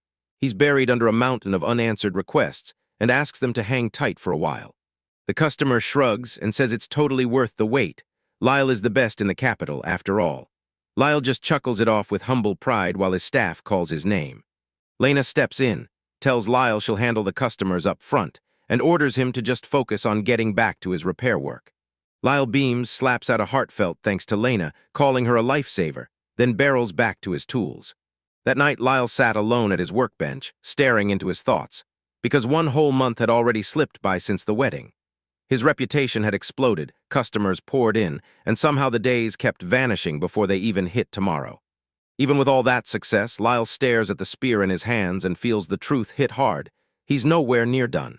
He knows he can't coast. He has to grind harder and keep getting better. Right then, a guy bursts up at the door to steal his focus. Standing there, he calls out, asking if he's talking to Lyle. Lyle whips around at his workbench, totally thrown off by the sudden interruption. He can barely get out a question like, do you need something?" Right in the doorway stands a young visitor, and the second he opens his mouth, he says, "Corn," then hits you with a huge favor, something that could shape his future. Corn's face twists with intensity as he slams his fist against his chest, snarling that Lyle has to take him on as his apprentice. Lyle gets hit with the request out of nowhere. He just freezes, eyes wide, stunned by every word he's hearing. Once the first shock fades, Lyle finally gets it. This isn't a joke. The guy's dead serious about taking a disciple. So Lyle grills Corn and demands to know why he's so hellbent on making Lyle his apprentice, of all people. Corn locks eyes with him and blurts out that something's out there, and he has to fix it no matter what. Lyle just shrugs off the whole drama and tells them he'll fix the repair himself, like it's any other day, like he's a normal customer. Corn instantly kills that idea, barking that it's nowhere near good enough, and his sudden burst of energy makes Lyle flinch and jump. Corn straight up tells them that if he isn't the one doing the repairs, none of it will matter, and at this point he's practically on his knees begging. They slide into the sitting area and drop into seats. Corn, bowing so low his head almost hits the floor, begging Lyle one last time to let him be his disciple. Lyle studies the determined young man for a heartbeat, then his face breaks into a warm smile. He tells Korn he gets it and decides to give him a shot. Korn looks up, stunned by how fast that yes came. Korn drops into his office chair and admits he's not sure he'll be much help at all. But Lyle just smiles and asks if he's ready to jump in and start handling the work today. Later on, Asha peeks through a doorway and watches Korn grind at his desk. Then she turns to Lyle and blurts, "Is that the kid everyone's been talking about?" And Lyle nods, "Yeah, that's him." Lindo tells Lyle to make sure Asha and the new guy click instantly, and Lyle nods, swearing he'll try his hardest, because that fresh apprentice is absolutely bursting with enthusiasm. Watching Korn work, Lyle leans in and says the kid is laser-focused on every move, like nothing else exists. He isn't totally strange with his hands, sure, but the same brutal intensity has been there since day one, and Lyle's pretty sure it won't take long before Korn nails every basic skill. The conversation spins around and someone asks Lyle, dead serious, if he's really okay with how everything turned out. Then Lyle just freezes, totally baffled, and shoots her a puzzled look. Ashak finally spells it out. Taking on an apprentice never felt like something Lyle had in his plans, or something he truly wanted. Lyle flashes a smile and gives in. Yeah, she's right. But then he leans in and admits he felt a connection to Korn, like he'd spotted a spark in the kid that reminded him exactly of himself. Then he leans in and says, "Yeah, beyond that, the kid's just painfully serious about the work." While Korn keeps drilling and practicing at his desk, Lyle can't help it. He blurts out that he genuinely wants to trust the kids' sincerity and their relentless drive. Zio strides up to where Korn is working and tries to strike up a friendly vibe, but Korn suggests he should wrap things up and join them for tea, only for the kid to keep staring at his desk, not even glancing up. When he won't answer, Ashad leans in, eyes narrowing to catch what he's up to. She asks if he's even listening, but Korn just goes stone still, silent as the dead, completely glued to whatever he's doing. Achat tries one last time, asking if he can even hear her, and the moment she starts to say his name again, Korn snaps. He grumbles that, yeah, he can hear her just fine. Still not even bothering to turn around, Korn snaps at Ashad, telling her she's way too loud. That comment hits like a sucker punch. Ashad stays frozen with her polite smile, but behind her Lyle is totally spiraling, mouth agape, because he can't believe the kid just said that to her. Lyle's guts are screaming over the apprentice's attitude, but Korn goes further. He corners Ashad, demands to know who she thinks she is, then tells her to shut it because she's unbelievably annoying, and Ashad just freezes there in stunned silence. Korn lets out a frustrated huff, snapping that she's just in the way of his practice. Then he locks eyes with her and tells her, straight up, to never speak to him again, period. That was the final straw for Ashad. She snapped into a shaking fury, blew up on the spot, and screamed that the kid had zero manners. Later on, Lyle's running on fumes as he grips his ledger, staring down at the chaos and thinking, yeah, I finally calmed that Shadon. But man, the whole thing still feels like a disaster.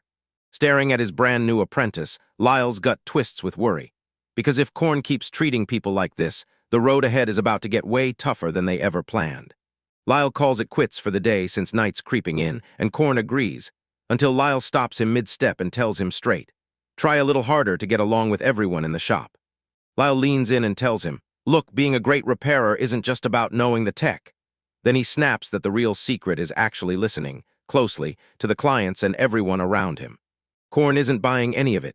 He locks eyes with Lyle and shoots back, asking if all that social stuff is actually going to make him better at his job, and Lyle is left totally stunned by the brutal honesty. Korn presses his point harder, straight up asking whether being buddy-buddy with Lyle and the rest might actually sharpen his repair skills. He tells Lyle, plain and ruthless, that anything outside his craft is useless to him. His only obsession is getting better fast, no excuses. Lyle just stands there, silent, as his new apprentice turns and walks away. Once Korn slips away, Lyle's left staring, because that kid's acting like he's racing the clock to master everything, and it feels desperately urgent. Later, Lyle's out in the city, chasing his map like it's his last lifeline, face tight with stress, totally lost with no clue where he's headed. He finally stumbles onto the exact spot on the map, only to find a fenced-off empty lot. Lyle snaps, screaming that there isn't even a single house standing there. Lyle remembers pressing Korn for his home address before agreeing to take him in, but when he stares at the weeds choking that empty field, it hits him. Korn never gave him a real address at all. Lyle lets out a frustrated huff, because he knows he'll never figure out what's going on with the kid until he finally hunts down where he's really staying. 3 hours drag by and Lyle is still out there, spent, crumpled, and done. He finally throws in the towel, then tells himself tomorrow morning he'll go straight to Korn and talk face to face. Right when he's about to head home, he hears a sound that slams the brakes on him. Eyes wide, brain spinning. Because now everything feels weirdly complicated and he can't even figure out why. He hears shouting spilling from the house next door, and a voice snaps at someone to knock it off and listen for a second. And that sudden command totally catches him off guard. Lyle leans over the hedge, follows the racket, and boom, spots Korn, then freezes because the kid's there of all people. He spots Korn down on her knees, begging some woman, calling her mom. For just a moment of her time, and Lyle realizes with a jolt that he's caught Korn's mother in the middle of it all. But she shuts it down instantly. She snaps at Korn and tells him she's already begged him 1,000,000 times. She will never, ever see that person again because even just staring at his face drags all those nasty memories right back to life. Korn looks straight up desperate. He tells her he knows she's right, but he still fights back hard, trying to force his argument through. He pleads for one last chance. "Let me talk to my dad, please." But she slams him down on the spot and orders him to get out and go home. She snaps her back to him and goes stone cold, making it brutally clear she's never, ever meeting that guy. Korn stands there shattered, speechless, and tries one last time, quietly calling out to his mom because deep down he knows he can't get through to her anymore. Korn flips out and screams, then sprints away from the house. Meanwhile, Lyle stays crouched in the bushes, watching the kid explode into motion and bolt with a sudden, sharp start. Lyle hates that he's prying into Korn's private family drama, but he's already gone too far to turn back. He pushes forward because he has to see this through. Lyle strides up to the house and suddenly gets it. This is where the Korn must be living. A guy in a goat t-shirt shows up at the door, greets Lyle, and demands who he is, then spots Lyle's young face and immediately asks if he's one of Korn's friends. Lyle trips over his words as he tries to explain himself, but the moment he stammers, Korn suddenly pops up behind him, frozen with shock, then snaps, demanding to know exactly why Lyle is here. Korn starts pointing, screaming that Lyle can't possibly know this place, and demanding what he wants. So Lyle snaps back and tells him to go home already. Then the other guy steps in and orders Korn to knock it off, insisting he shouldn't be so rude to a guest. Korn looks totally fed up, snaps a sharp glare at the man, and tells him to shut up and mind his own business. No more words, Korn whips around and bolts again, and Lyle and the other guy just stand by the door, staring as the kid vanishes. Lyle throws on a formal front, bows so deep it borders on dramatic, then blurts out an apology for showing up out of nowhere, introducing himself like, "I'm Lyle Disguise." Lyle says he's a repairer and casually drops that he's been teaching Korn the trade lately, and the guy just gives a quiet nod while he listens.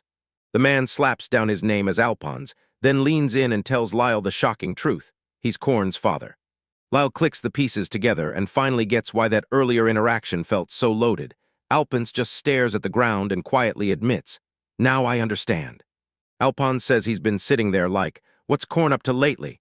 And the second he sees Lyle, it all slams into place. He drops into a deep bow to Lyle, apologizing like crazy for all the chaos his son has been causing. Alphonse snaps that Korn is brutally stubborn the second he locks onto an idea, so he can't help thinking Lyle's been getting hammered by that kid. Lyle opens his mouth, but the words just won't come. Alphonse chuckles, tells Lyle to drop the stiff act, and insists that even with everything happening, he's still Lyle's dad. Lyle can't stop replaying it. Just minutes ago, that Korn looked absolutely crushed, and it's still messing with his head.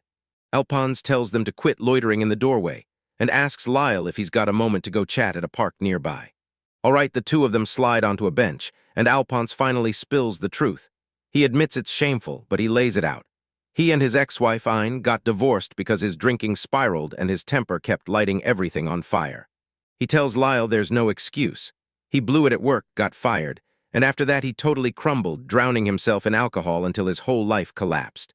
Alphonse wastes no time. He makes one thing brutally clear. Korn has zero to do with why he and Ayn split. He admits that because he was such a disaster of a father. His kid had to live with the gut-punch trauma of watching their parents tear into each other almost every single day when he was little. He slumps with his head in his hands, crushed, and admits that no matter how much time crawls by, he can't shake the gut-wrenching guilt over everything that happened. Lyle hears Korn's story out, but the connection still won't click, so he interrupts and demands to know how all that ancient family chaos ties into what Korn's been up to lately. Alphonse kicks off his explanation, leaning into Lyle and saying, From everything I've seen, I've got a damn good read on what's going on in the kid's head. On that park bench, side by side, Alphonse dives back into the nightmare of his divorce, talking it all over again with his ex-wife. He hits Lyle with a total bombshell, telling him Korn truly thinks the whole divorce happened because of him.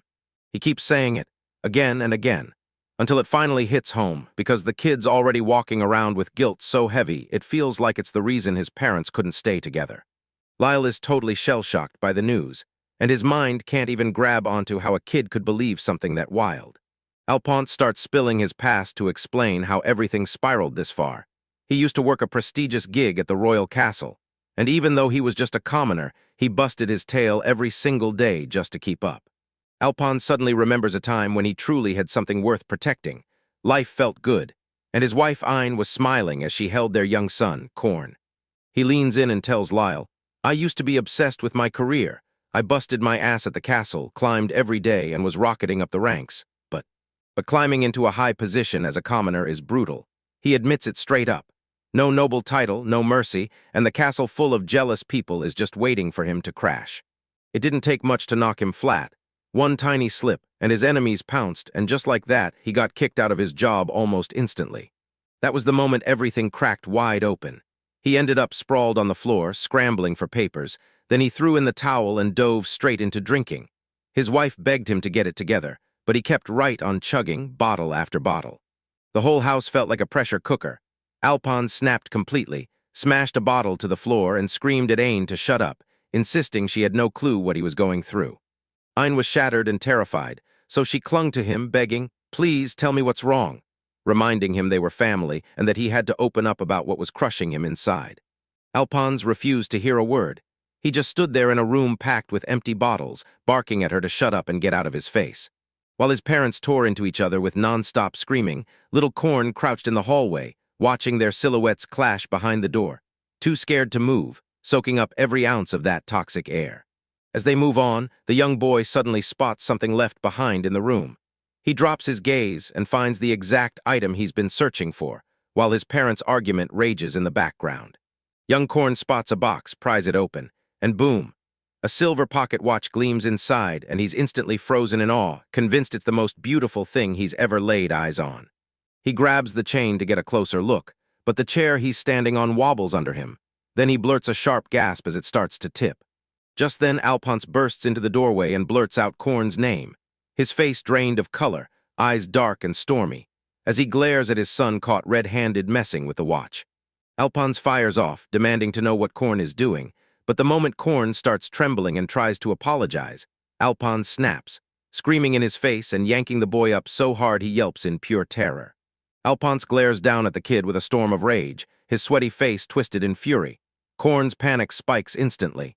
He collapses and starts crying, realizing just how deep in trouble he is. Korn screams at the top of his lungs, and Ayn barrels into the room, shouting for her son the second she sees what's happening. Right in the middle of all that chaos, the silver watch gets knocked off and smashes onto the floor. Crystal shattered, guts exposed, totally wrecked in an instant. Back in the present, Lyle settles in with Alphonse and finally demands the truth. Then Alphonse drops his gaze and admits the watch was a priceless memento tied to his wife. Alphonse admits it's kind of embarrassing, but yeah, it was the gift he handed her on the day they got engaged. And when Lyle presses him for details, Alphonse just bursts out laughing, saying back then he had no chill and served up the cheesiest lines ever. He never forgets the instant he placed it in her hands, thumbs interlaced with hers as he swore he wanted a whole lifetime of bright, happy moments, right alongside that watch as it kept ticking, second by second. Alphonse grips his chest like his past is crushing his ribs, crushed by everything he once did, and he finally admits to himself and Lyle that he was a complete fool back then. Slumped on the bench with his head down, Alphonse admits he should have leaned on his family instead of lashing out. And now he can't stop replaying what he did, telling Lyle that the regret hits him every single day like a stain he can't scrub away.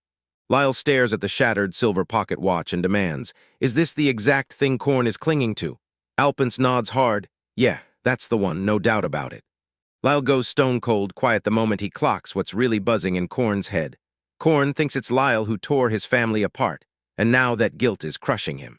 So he's decided he has to fix the watch himself with his own hands, because if he doesn't, then the repair won't count at all. It all suddenly clicks for Lyle. He realizes Korn isn't just messing around with repair techniques for fun.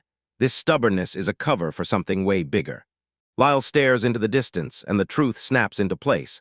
Korn isn't just repairing a watch. He's hunting something deeper, trying to reunite his family and stitch back the connection they shattered. The story snaps to a memory of little Korn, alone in the grass, huddled beside a tombstone, looking tiny and utterly shattered as he sobs by himself. Right now, Lyle is trapped in his own head, until Alphonse suddenly blurts his name and yanks him back to reality. Alphonse shoots him a worried look and asks if he's okay, because Lyle looks dangerously pale. Then Lyle panics, flails his hands, and blurts an apology while insisting he's totally fine. Lyle sits back on the bench, snaps into serious mode, and asks Alphonse, "Can you tell me just one more thing?" Alphonse turns his head and fires back, "What do you want to know?" Lyle kicks things off by asking Alphonse what he honestly thinks about this whole Corn and Watch mess. But then he pauses, just a beat, like the words are tangled up in the middle of that complicated family nightmare. Later on, Lyle trudges up to Korn's room and finds the kid sprawled on his bed, completely wiped out. Then Lyle asks what's wrong, and Korn just stares at him like, "Why are you still here?" Lyle confesses that he did, in fact, ask Alphonse to step aside for a moment, because he needed to talk to Korn one-on-one. Then tells the kid he just felt they had to have a real private chat, no parents hovering around. As Lyle closes in, he asks Korn if it's cool for him to sit right next to him. Korn goes silent, shoots him a hard, serious look, and waits, like he's ready to hear exactly what Lyle's about to say. Korn finally shrugs and tells Lyle to do whatever he wants, like it's no big deal.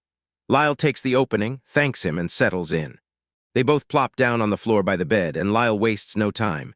He straight up tells Korn he heard the whole story about her parents from Alphonse. Korn doesn't even blink. She fires back a cold, clipped reply. Staring at the floor, Korn smirks and says he already knows every single reason his family imploded.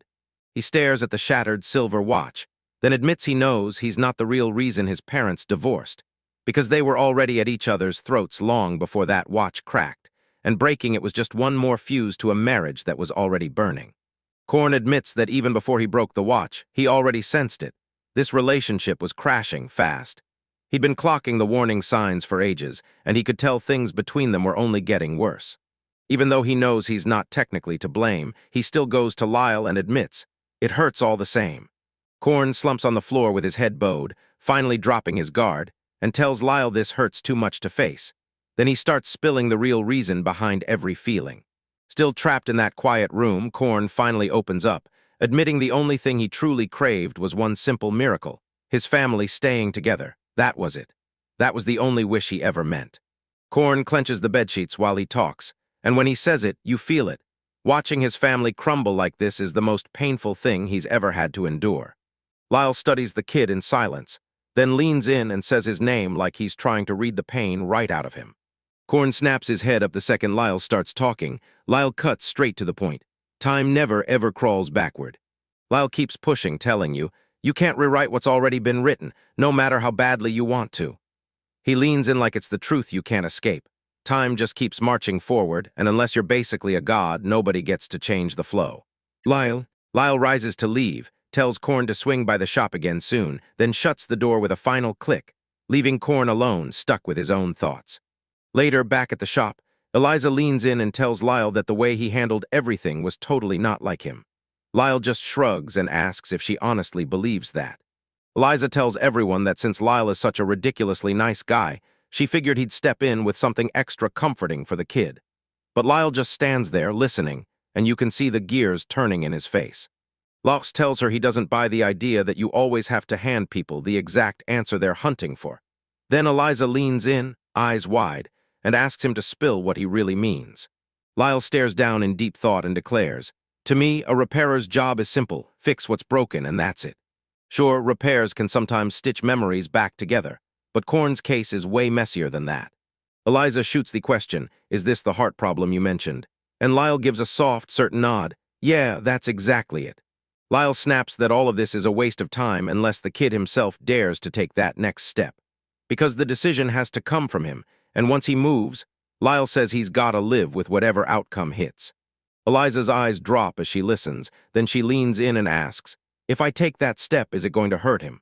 Lyle straight up admits there's gonna be a ton of suffering ahead, and then drops the real gut punch. He has no idea what the right move is for the kid. Standing shoulder to shoulder in the shop, Lyle tells them straight up, "I swear, I think this pain is the price the kid has to pay before he can finally move on with his life." Across the other room, Korn looks beat up to the bone. Then he snaps up and starts talking. He snaps to his feet, totally wrecked with stress, and demands, "So what am I supposed to do if I can't rewind time?" Lyle tells him, "You've got one real choice, keep moving forward."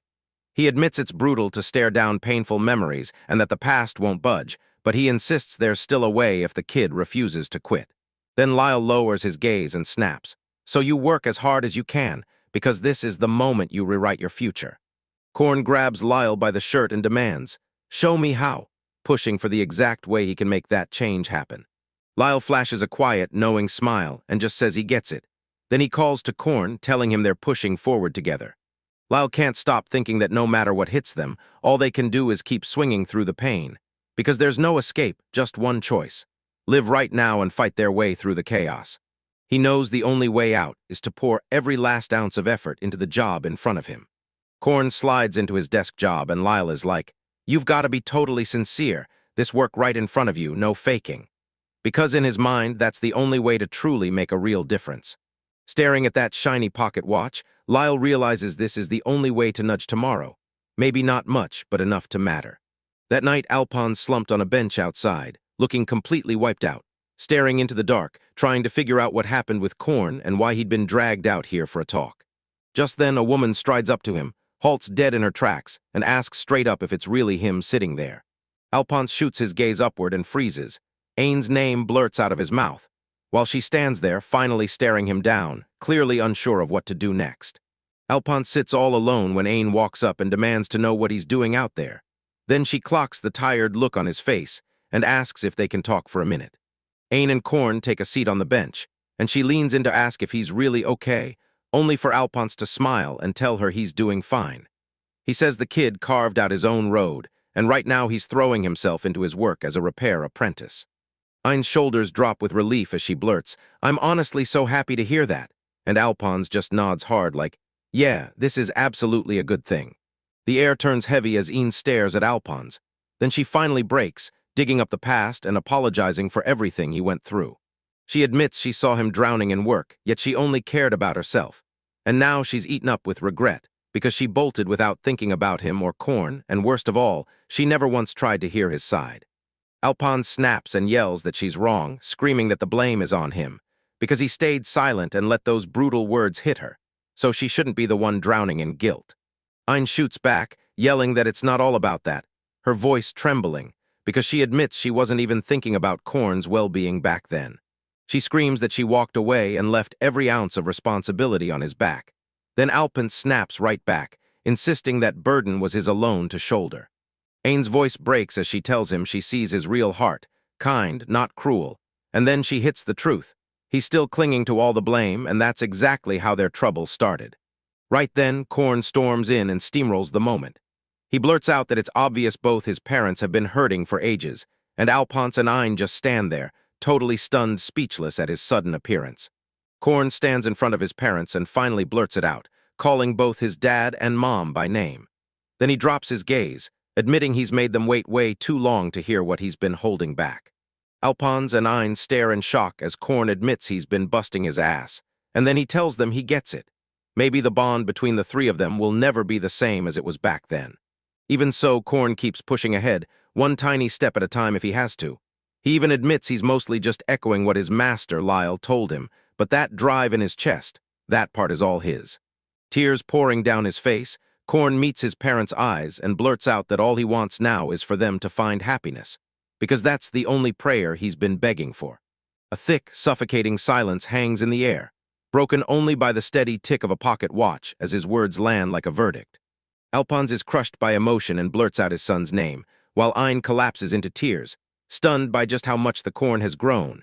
Then Alphonse lunges forward, grabs Korn by the shoulders, and finally brings them back into the same family embrace. That night, Lyle slips back into his workshop, stares out the window at the city below, and when the full moon flashes into view, he murmurs to himself how unreal it looks tonight. In the shop, Korn is sprawled face first on the table, totally wiped out from the day's grind, And Ashad just stares at him and cracks a joke about how they always end up this exhausted, every single day, while Lyle can't stop himself from agreeing. As they finally settle in, Ashad leans in and drops it. She's got news, and it's big. She tells Lyle she heard something wild earlier from Princess Fran. Lyle tilts his head as Ashad drops the bombshell that the princess hinted she could fire off, yet another official request his way any minute. Ashad drops bombshell news. She reveals the work she talked about is no random task. It's a direct request from the king himself. Lyle's totally overwhelmed by how huge this job is. He can't believe they're treating it like it's just a casual chat, especially after the last royal mission where ancient scripture took up everything. And now he can't stop guessing what legendary item he's about to be forced to fix. Right then, the shop door swings open, and Lyle strides over to catch who's coming in. He flashes a polite greeting as the visitor steps inside. A dark shadow sweeps over the room, and instantly knows exactly who just stepped through that door. A maid in a crisp formal uniform sweeps into a deep bow, then lifts her head and shouts, "It's been ages since we last saw each other." Ashad ushers the woman up to Lyle and blurts out, "Her name's Annis, Princess Fran's personal maid." And Annis stays sweet and poised as she greets Lyle with a proper, formal introduction. Lyle steps in front, fires off a quick greeting to her, and makes it clear he's the one running this shop. Annis rushes in and blurts out an apology for showing up so late, admitting they must have just been about to lock the place for the night. She cuts right to it, thrusts a formal scroll into her hands, and says the king sent her to deliver an official request. Later on, Lyle finds himself staring down the palace gates. Then inside, the king waits on his throne and blurts out an apology for the sudden summons, calling Lyle by his full name. Lyle drops to one knee, completely overwhelmed with humility, and tells the king there's no need to apologize. Getting called to the palace is a massive honor for him. The king sat down and got straight to it, calling Lyle repairer, like it was a decree. Then dropped a small favor on him that blindsided Lyle, because he never imagined the king would turn it into some simple errand. Lyle's completely baffled. He swore they'd shove some legendary artifact into his hands. But now he's stuck wondering if the king just wants him to play errand boy for some plain old envelope. The king thrusts a crumpled paper into the light and says it was meant for a border lord, way back when. Then he admits it. He's buried it away for far too long, and now that he's getting older, he finally feels the weight to act. Lyle snatches the paper and scans it fast. It's battered, smeared with stains, and looks so fragile it might crumble in his hands. Lyle asks the king if he can take a closer look at the document, and the king gives him the nod right away, no hesitation. Lyle clears his throat and mutters, "Excuse me," as he starts inspecting. The paper feels ancient, the writing barely there, and the ink is so faded and smeared that every line turns into a ghost. Lyle narrows his eyes. Yep, it's a letter, but he can't read a single word. This thing was written ages ago, and it survived years of pure damage. The king wears regret on his face as he finally admits the truth to Lyle.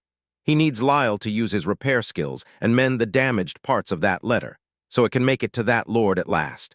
The king straight up admits this job is going to be a total nightmare and leans in, asking Lyle if he's brave enough to take it on. Lyle meets the king's eyes with a steady stare, then nods and says he fully understands how heavy this job is. He'll not only repair the damaged letter, he'll make sure it reaches its destination. Lyle finally catches up with his travel crew, gives them a deep, respectful bow, and tells everyone, "You'll be stuck with me at work, starting today," then asks them to keep an eye out for him as they hit the road. Lindo flashes a grin and tells Lyle, "It's all ours." Then one of the younger, high-energy guys jumps in, grinning like he's ready for action, swearing they'll give them a rock-solid escort all the way to the border. Lyle tells Lindo how grateful he is for the help, saying it's a huge relief to have a real professional team backing him up.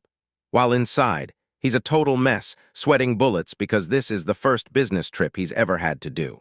A few days back, Lyle absolutely snapped when he learned the trip would chew up a whole week, crossing the wilderness just to reach the border. Sha was even more panicked than he was, and she dragged Lyle's father into a fiery argument, demanding what they were thinking letting him go solo, laughing off the small dagger like it was useless, then straight up calling out his old adventure skills as trash and pushing hard to hire Lindo's group. Lyle came in thinking he'd handle the whole trip alone, until that shower blew up and proved he didn't get to choose anymore. Lindo steps in right then, kicking off the introduction so they can finally get moving. Lindo unveils the first teammate, Jack, a warrior with pure fire in his vibe, and just like that, he flashes a friendly grin ready to hit the road. Lyle tells Jack he can't wait to team up with him, and Jack smiles, says, "Don't sweat it," then vows he'll take care of any bandits who dare to ambush them at night. Next up is Rico, short, sharp, and all business. She steps in, snaps, "I'm the magic user for the group," and introduces herself like it's mission time. Lyle drops into a deep bow and tells them all with real excitement that he can't wait to team up and work together. Rico just stared him down with icy doubt, and the second Lyle clocked that look, his skin started to sweat, awkward dread crawling up his spine. Lindo shrugs it off, slaps Lyle on the shoulder, and tells him not to sweat it, because Rico's just getting misunderstood and deep down he's a good person. Lyle forces a grin and goes, "No worries at all." Lindo decides it's go time and lunges forward with the first step. Lindo bursts in and declares to the whole crew that they're officially rolling out for Guardies, straight to fulfill the king's request. Getting to Guardies is brutal. You're looking at more than a week just to reach it. And the crew drops camp deep in the woods, staking out a breather before the next deadly stretch of travel. They force their way through monster-infested forests, and somehow they slip out the other side with nothing worse than a few close calls. After a brutal trek from the royal capital, they finally press closer and closer to their target. The crew lines up in front of Guardies, colossal stone gates, finally knocking out the first leg of their journey. A gate guard squints at them, then snaps into recognition. Those messengers were sent from the capital. Lindo clocks his pause and blurts, "What's wrong?" The gate guard finally breaks his silence, tells the group there's no trouble at all, and waves them through. Lyle looks up, relieved, but his curiosity still tugs at him about why the guy hesitated. Right as they step through the gates, the guard just freezes, spear in hand, face carved in stone. And Lyle can't shake the uneasy feeling that something about their arrival hit him way too strangely. The moment they slip through the gates, Lyle gets knocked speechless by a towering grand building that dominates the whole area. And Lindo admits it's her first time seeing it too, already buzzing about the amazing story Siesta is about to get. Lyle starts going full geek mode over the architecture, tapping out how every detail lands in perfect balance, down to the millimeter, while Lindo just grins, thinking, "For someone like you, this has to feel like a dream you can actually touch." The vibe flips in seconds when Lyle spots a group of local women whispering and giggling as he and the others go by. Everyone can feel the joke isn't kind. Lyle brings it up to Lindo, saying it doesn't feel like they're being welcomed at all, like nobody wants them here. He can't stop replaying that guard's icy face at the gate, wondering if folks from the royal capital simply never come around here, like that's why he got the cold shoulder. Rico points out that the trade lanes are usually swamped around here, so travelers popping in shouldn't shock anyone. Then Jack chimes in, insisting it's not that they're unwanted, it's that the locals are tiptoeing on eggshells around them. Lyle freezes at that description, stunned, and can't shake the question. Why is everyone acting so twitchy and on edge just because they're here? Lindo snaps that the real problem is their title, official messengers of the king, and she fires back at Lyle, asking how much he truly knows.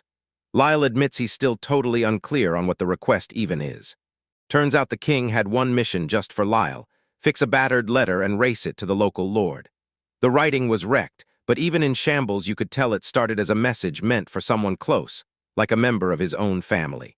As they head down the road, Lindo drops a total bombshell and snaps that the lord of this territory is actually the king's younger brother, leaving Lyle utterly stunned that they're tied to royalty. Lindo's tone turns ice cold as she looks down and whispers to Lyle that they really shouldn't be saying this out loud so openly. She explains that long before the king even grabbed the throne, the crown sparked a brutal power struggle. Because the two were half-brothers, the whole kingdom fractured into rival camps to back each one. In the end, the lord got crushed, and they shipped him out, straight out of the royal capital. That story instantly clicks for Lyle. He swears he's heard rumors about that same history before. Lyle snaps the truth into place, replaying the lord's grim expression in his mind. And suddenly he gets why that man looked so insanely stressed. Rico blurts out that the whole thing feels wildly awkward. Here they are, acting like enemy messengers to a lord his own people actually respect. Then Jack jumps in, saying drama or not, they still have a job to finish, and Lindo nods along. Right then, Lyle spots Rico locked on something nowhere, staring off with this faraway look, and he asks if she's okay. Like that question jolts her straight back to reality. Rico waves it off fast, telling Lyle not to worry about her. She swears she was just soaking in the local scenery. Lyle doesn't press her again. He just gives a small nod, but you can still tell he's on edge, waiting to see how she'll react. Lindo tells them to stop stalling, head straight to the Lord's estate, and pay their respects to finish the job.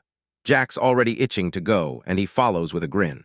Later on, everything goes sideways fast, right on cue with what Jack warned them about. The Lord's guards shove them away from the gates and send them running, and the gate guards start laying down what they're about to do, telling the group. Even though they went through all this trouble to come see him, Lord Noah shuts the door. He's not taking anyone right now.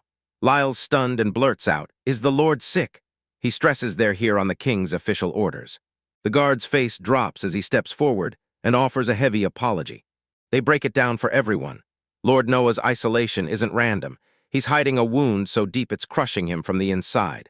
And right there, the whole group freezes in disbelief while the guard keeps doubling down. He tells them he's sorry, but he pushes them to go home, now. Back at their home base, Lyle looks utterly wiped out and lets out this huge, defeated sigh. He can't even believe it. What are they supposed to do now, when he figured the rejection would take way longer? Lindo admits she didn't think the rejection would hit that hard, blunt to the bone. And she even admits she doesn't fully know what really went down during the old fight for the throne.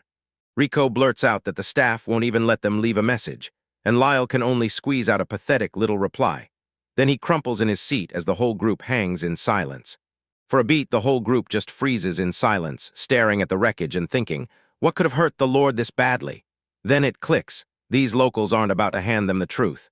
Lindo clocks their behavior and knows this whole thing is going to be one brutal fight, and Lyle just sweats through it, nodding like, yeah, it's getting pretty bleak.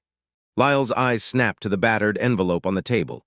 He's sure whatever's inside could crack the whole mystery, but first he has to figure out how to fix it. Lindo snaps at the group that they shouldn't mess with Lyle's work, then tells everyone to march back to their own rooms and get some sleep. Jack nods along, Rico admits she gets it, and the two of them call it a night, saying good night to everyone. While Lyle's working solo, a mysterious boy slips out of the shadows and asks, straight up, if Lyle is the messenger the king sent. Lyle is hit with a sudden voice from behind and whips around in pure, stunned shock. A young boy in a crisp suit stands right by the door, smiles politely, and introduces himself like he means business. The boy blurts, my name's Armin, then drops the bombshell that he's really Lord Noah's son, the ruler of the whole city. Lyle's jaw drops in pure shock.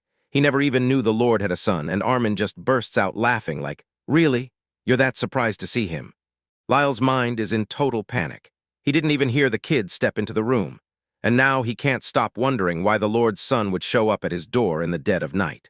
Armin cuts right to it and asks, straight up, if Lyle is the one trying to hand a letter over to his father. Lyle admits he's really trying to deliver that message, and Armin nods, then warns him it's going to be way tougher than he has any idea. Lyle blurts out, why is meeting Lord Noah such a big deal? And Armin explains that Noah's been drowning in loneliness and grief for ages, until it feels like it's finally breaking him. Armin kicks things off by unraveling his family's history, going all the way back years before he was even born. He tells Lyle that his father, Noah, got dragged right into a brutal fight over the throne. Then, once the power struggle turned against him, Noah got dumped in the frontier town of Gardes, cut off from everyone with no family left to lean on. But everything flipped the moment he met Armin's mother.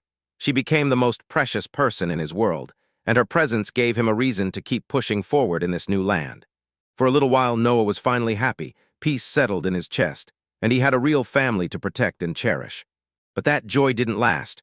Right when it felt safe, the piercing cry of a newborn ripped the moment open and flipped their whole world upside down. An attendant broke the brutal news. His baby made it, but Noah's wife didn't, and Noah just clutched his newborn in crushing despair, begging the universe, why me? Why is this happening? He totally snapped, watching everything he'd ever cared about slip out of his hands like it was disappearing in real time. Lyle can't even process it. Armin tells him it's not just losing the crown war that's wrecking his father's heart. The war for the crown was only the spark. Armin hits you with the truth. The real damage doesn't stop at a ruined title or stolen throne. It digs way deeper. After losing the love of his life, Noah keeps living like he's totally alone, and Lyle just stands there in stunned silence, finally feeling how deep the Lord's trauma really goes. Lyle whips the conversation around to Armin and asks what he feels about all of this, and Armin drops his gaze to the bed, visibly stunned that the spotlight just landed on him.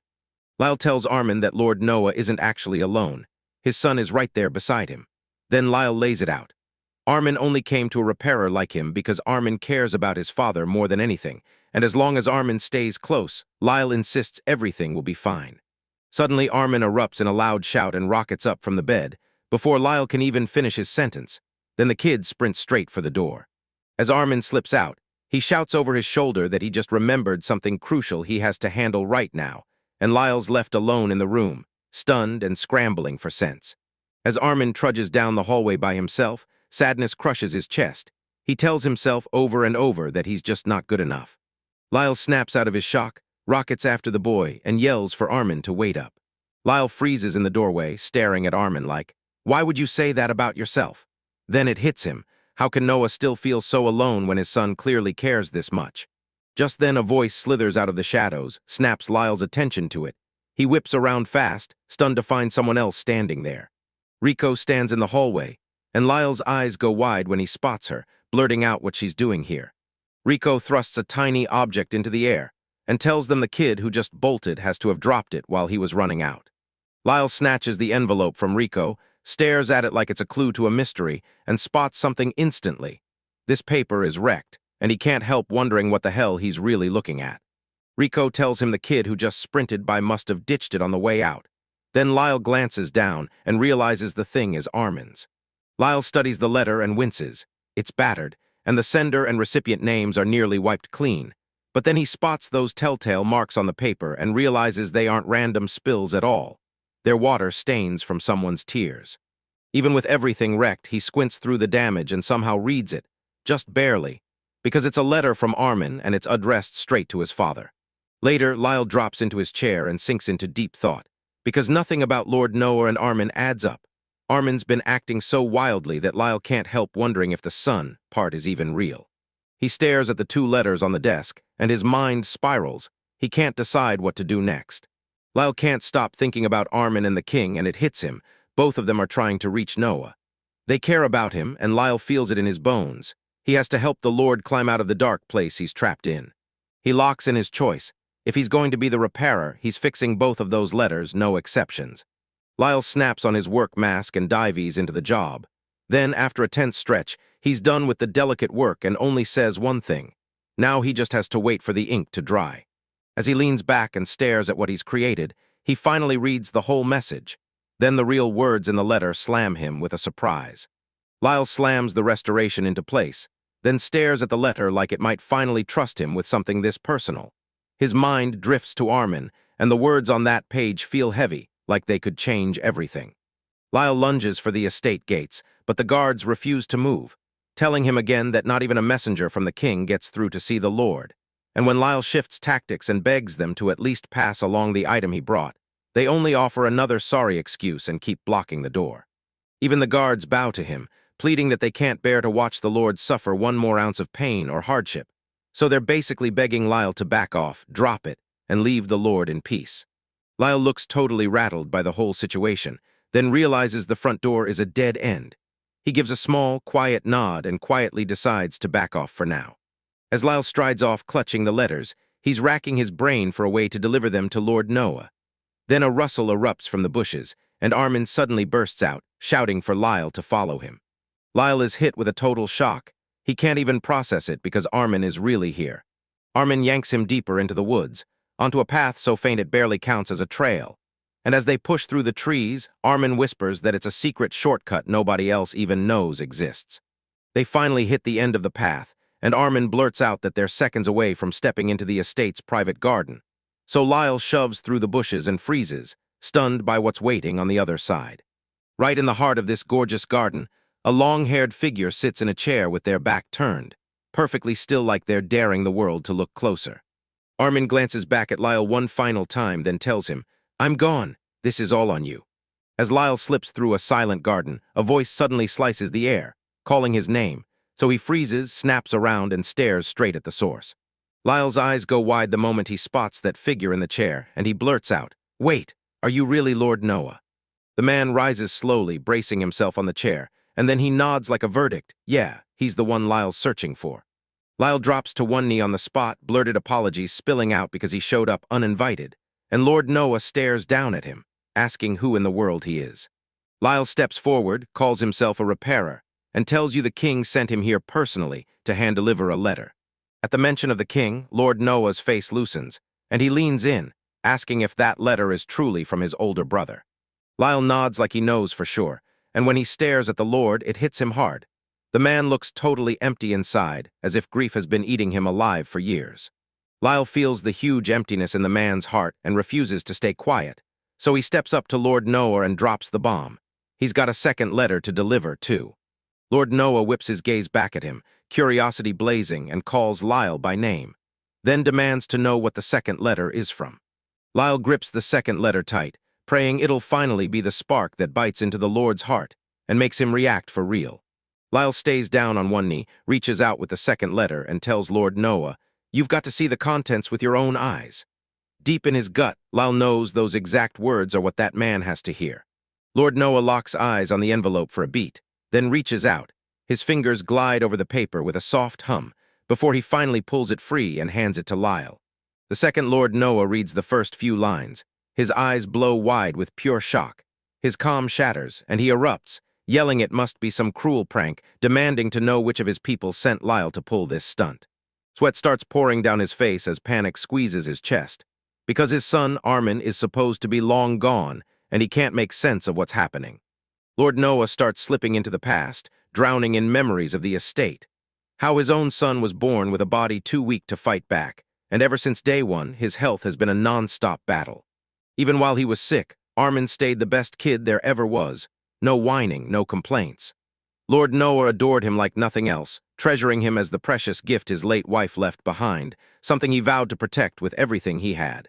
He poured his whole heart into raising Armin, filling his life with as much love as he possibly could. In one of those rare, peaceful moments, young Armin beamed and looked up at his dad with a grin, then couldn't hold back his question. What was his mom really like when she was around? Telling his son stories about his late wife always settled Lord Noah's heart, pouring real warmth into him, something he never found anywhere else. They just sat there together for ages, side by side. No fireworks, no big drama, just soft, quiet moments that somehow felt warm and wonderfully kind. Back then, Lord Noah would only pray for one thing, to keep that calm, perfect life going forever. Because after everything he'd suffered and fought through, he truly believed that peace was the reward he'd earned. But peace didn't last for long. Deep in a painful flashback, Lord Noah drops to his knees by his son's bedside, begging Armin to wake up desperately.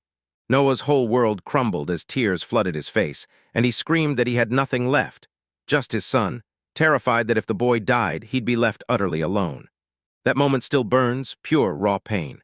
Now in the present, Noah drops his head and grabs his hair, his eyes aching and stinging like he just lost everything all over again. Back then, the room felt suffocating with grief. Noah wouldn't move from the bedside. The maids sobbed by the windows, and the rest of the staff could only stare, helplessly watching the tragedy play out in silence. Lyle jumps in, telling Noah he totally understands why this whole thing feels like some sick prank. Then he locks eyes with him and says, dead serious, that the letter came straight from the person who's really involved. Lyle thrusts the envelope forward and says, clear as day, that Armin was the one who handed it to him, while Noah goes utterly silent, eyes wide, barely managing to choke out that something like this shouldn't even be possible. Lyle refuses to back down, begs Lord Noah to just read it once, thrusts the paper forward, and Noah finally drops the act and studies the handwriting like it's the key to everything. Noah whips his back to the others and zeroes in on the letter, and when his eyes hit the first lines, he's left staring at a single, chilling message. To Father. That letter wrecked me. Armin basically told us that when his dad finally found these words, he'd already be gone, and he kept stressing how much he still wanted to talk about tomorrow, and the next day, even though he knew he wouldn't get the chance. A flashback hits. Young Armin slumps at his desk, scribbling those exact words with trembling focus. He writes about how his father kept giving everything away, from the whole town to his late mother, and even to Armin himself. The letter keeps going, Armin's old voice in the ink, haunting and clear. He spills how his father never stops pushing, forcing himself for everyone else, and that thought scares him to death. Because Armin can feel it. One day that pressure will snap, and his father will get seriously, deeply hurt. Armin told his father, if it ever gets that dark, don't just drown by yourself. Then he spilled the truth. Townspeople weren't ignoring him. They were grateful beyond what he'd ever imagined. And because the Lord mattered to them as much as it mattered to Armin, he begged his dad to trust them at last and lean on their support. As Armin reached the end of that letter, his hands started to quake, and hot tears splashed onto the paper, smearing the ink while he scrawled one last, simple goodbye to his father. Tears poured down his face as the young boy raced through his final message, swearing to his father that he'd love him forever. Then he signed the letter with his own name, sealing the last thing he could ever do for the person who mattered most. Back in the present, Noah sits right in the middle of a flower field, and the letter's weight finally crashes down on him. He can't even blink as tears stream over his face. Then he yanks the pages tight to his chest, shuddering under the full impact of his son's final words. Noah snapped his eyes up at Lyle, and the truth crashed down on him. Lyle really did carry that message from his late son.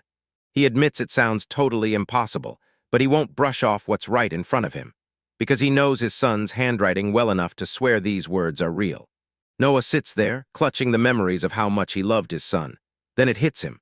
Armin grew faster than he ever imagined. And it tears his heart apart that while Armin was the one fading in pain, the kid's last moments weren't about himself at all. They were spent worrying if his father was going to be okay. It finally hits Noah.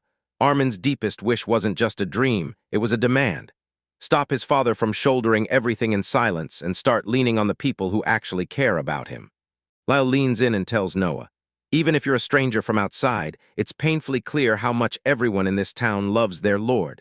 Because I watched you try so hard to shove them away, even while that love was right in front of you. The town looks cheerful and safe, and you'll be shocked to learn that every last bit of it was built by Lord Noah himself. After his son died and Noah plunged into a brutal depression, the people of the town rallied hard, doing anything they could to lighten his load, even if it was only a tiny bit. Lyle stays kneeling before the Lord, arms outstretched with a second sheet of paper, and he presses Noah. Can you take a look at this letter, the one the king himself sent? Lyle leans in as the king's message spills open, and the letter kicks things off by dragging up the messy, tangled history between the two brothers. In that letter, the king spills his heartbreak over the succession war that twisted family into enemies. He grinds through his regret, admitting that back then they were boxed in with no escape, no choice, just the fight. The king makes it crystal clear. His feelings haven't budged in all these years, and he writes that he's always cherished Noah, promising it won't stop now. Noah glares at the letter, looking wiped out as he asks, did his older brother really drag all that regret around since the day their fight tore everything apart? Noah finally tells Lyle the truth. He doesn't hold a grudge at all over what happened, and when Lyle looks back at him, pure shock flashes across his face. Lyle finally gets it. After all those lonely years, Noah isn't clutching any hatred for the king at all. Noah stared out over the sea of flowers and told everyone, this was all a political storm we couldn't control. But the truth was way more surprising. He and his brother actually got along perfectly. He lays it out. This succession war didn't twist the brothers themselves. It rattled everyone around them, especially their mothers, because they were still young and had zero real power, and they just couldn't bring themselves to betray the women who raised them with so much love. The king's letter rolls on, and he admits he should have reached out first. He should have broken the silence and closed that distance between them before it dragged on for so long. Noah keeps listening as the king brings up the news that Armin died, and that it's why he knows Noah got left all alone. Then admits that's exactly why he sent the repair request, finishing the message by promising Noah that he'll always be his precious brother. Noah lifts his eyes off the letter, grips the moment, and tells Lyle thanks for the help. Then he makes his choice. He's done doubting the people who matter, and he's going to believe in them again, just like his son always pushed him to do. Lyle looks totally relieved, flashes a bright grin, and answers cheerfully, like he can finally see the brothers about to break free from the ghosts of their past. A memory of Armin flashes, showing the kid in that gorgeous flower field Noah built. Then he shouts for his father, begging him to look his way. In the vision, Armin drops to his knees before his father, takes his hands, and looks up, then tells Noah that having him as his son is what finally made his heart feel whole. Noah yanks Armin into a crushing embrace, finally breathing easy, and as he squeezes his son tight, he pours out exactly how much he loves him. Later, the story snaps back to the royal palace. When the king gets the update, he gives Lyle a huge nod and praises him for a mission that landed perfectly. Lyle stays humble about his win, and the king promises a formal reward is coming, delivered by a messenger in the next few days. So Lyle nods like, got it. With his work for the royal family done for now, Lyle gives a deep, respectful bow and strides out of the room. The king stares at the chaos like it's unreal. How Roand once saved him, and now his grandson is doing the same, while Lyle looks up, totally caught off guard by the revelation. The king then reveals that Rond once helped stitch his family back together, and Lyle's like, "Wait, I had zero clue that was in my grandfather's past." The king smiles at him kindly and says, "You're right, every word you spoke is true." Then the king blurts out a name like a secret weapon, Shatsu disguise. He turns to Lyle and asks how his father's doing these days, and for one tense moment Lyle's face hardens as the question hits. Lyle tightens his fist for a split second, then snaps himself together and gives a quick, polite, "I'm doing fine." With a grin on his face, Lyle tells the king, "Your Majesty, my father hasn't changed at all. 2 weeks have crashed by since that palace meeting, and now the Urda Kingdom is getting slammed by summer heat, hard enough to make the air feel heavy." Back at the shop, Ashad is wiped out by the heat. She slumps over the desk, dripping with sweat, fuming and whining that it's too damn hot. Someone nearby clocks her pathetic can't breathe vibe and cracks jokes like, "Damn, she melted so hard it's honestly impressive." Lena sweats through the blistering summer heat, watching the chess clash like it's a battle of its own. Then she blurts that being human feels like one brutal ordeal. Lyle glances at her and asks if she's okay, and Lena waves it off. She tells him not to worry, because her body is all machine, so cold can't touch her the way it hits everyone else. Lyle admits he was a little scared she'd glitch or overheat, but now that he sees her running fine, he's seriously relieved, because of course Luzin built her in the first place. Then Lena's memory clicks, and she blurts out that it instantly reminded her of one specific topic. She tells Lyle that Luzin said he's been itching to visit the family grave soon, and after a beat it clicks. Those graveside days are here already. In the Urda Kingdom, families kick off every summer by gathering together like it's tradition carved in stone. Then they head straight to the graveyards, honor the dead, and pay their respects with heavy hearts. People have sworn for ages that, when this season hits, the ancestors somehow come back to their old resting places, and Lyle can't stop thinking about it, so he decides he better head out soon to visit his grandfather's grave. While Lyle spirals over thoughts of family, the memories hit him hard. His talk with the king in the palace, where the king tossed out Shatsu disguise, then pressed him about his father, and that question still gnaws at him. Lyle just freezes and stares off into nothing, looking totally spaced out, and Lena clocks it instantly. She asks if he's okay and even offers to run get him a cold drink so he can snap back. Lyle shoots her a quick "I'm fine," but right then the shop door jingles. There's still a half-melted chat on the counter, and she somehow forces out a shaky welcome to whoever just stepped inside. A fresh face bursts into the shop, shouting, "Is anyone free to help me?" 2 fresh faces stride into the shop, and Tyke, old, sharp-eyed, leans in and demands, "So this is the repair shop everyone's been buzzing about, huh?" As soon as they sit down to talk, Lyle fires the question back at them, demanding confirmation. Do they really want him to repair a grave? The man's face hardens with purpose as he confirms, "That's exactly why we're here," while his wife softens everything with a calm, gentle smile. Tyke points it out. They're the ones who keep the cemetery just outside the royal capital, basically the royal gravekeepers of the area.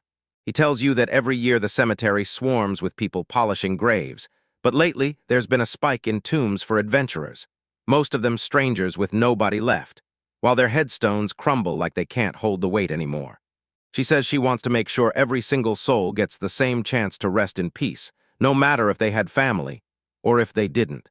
Tyke clings to his arm and finally admits it. Age is catching them, and now the manual labor is too much for them to power through alone. Lyle shuts his eyes and listens hard, then gets pulled back to his own adventurer days, remembering lone souls he met, just scraping together enough coin to survive, day by day with no one beside them.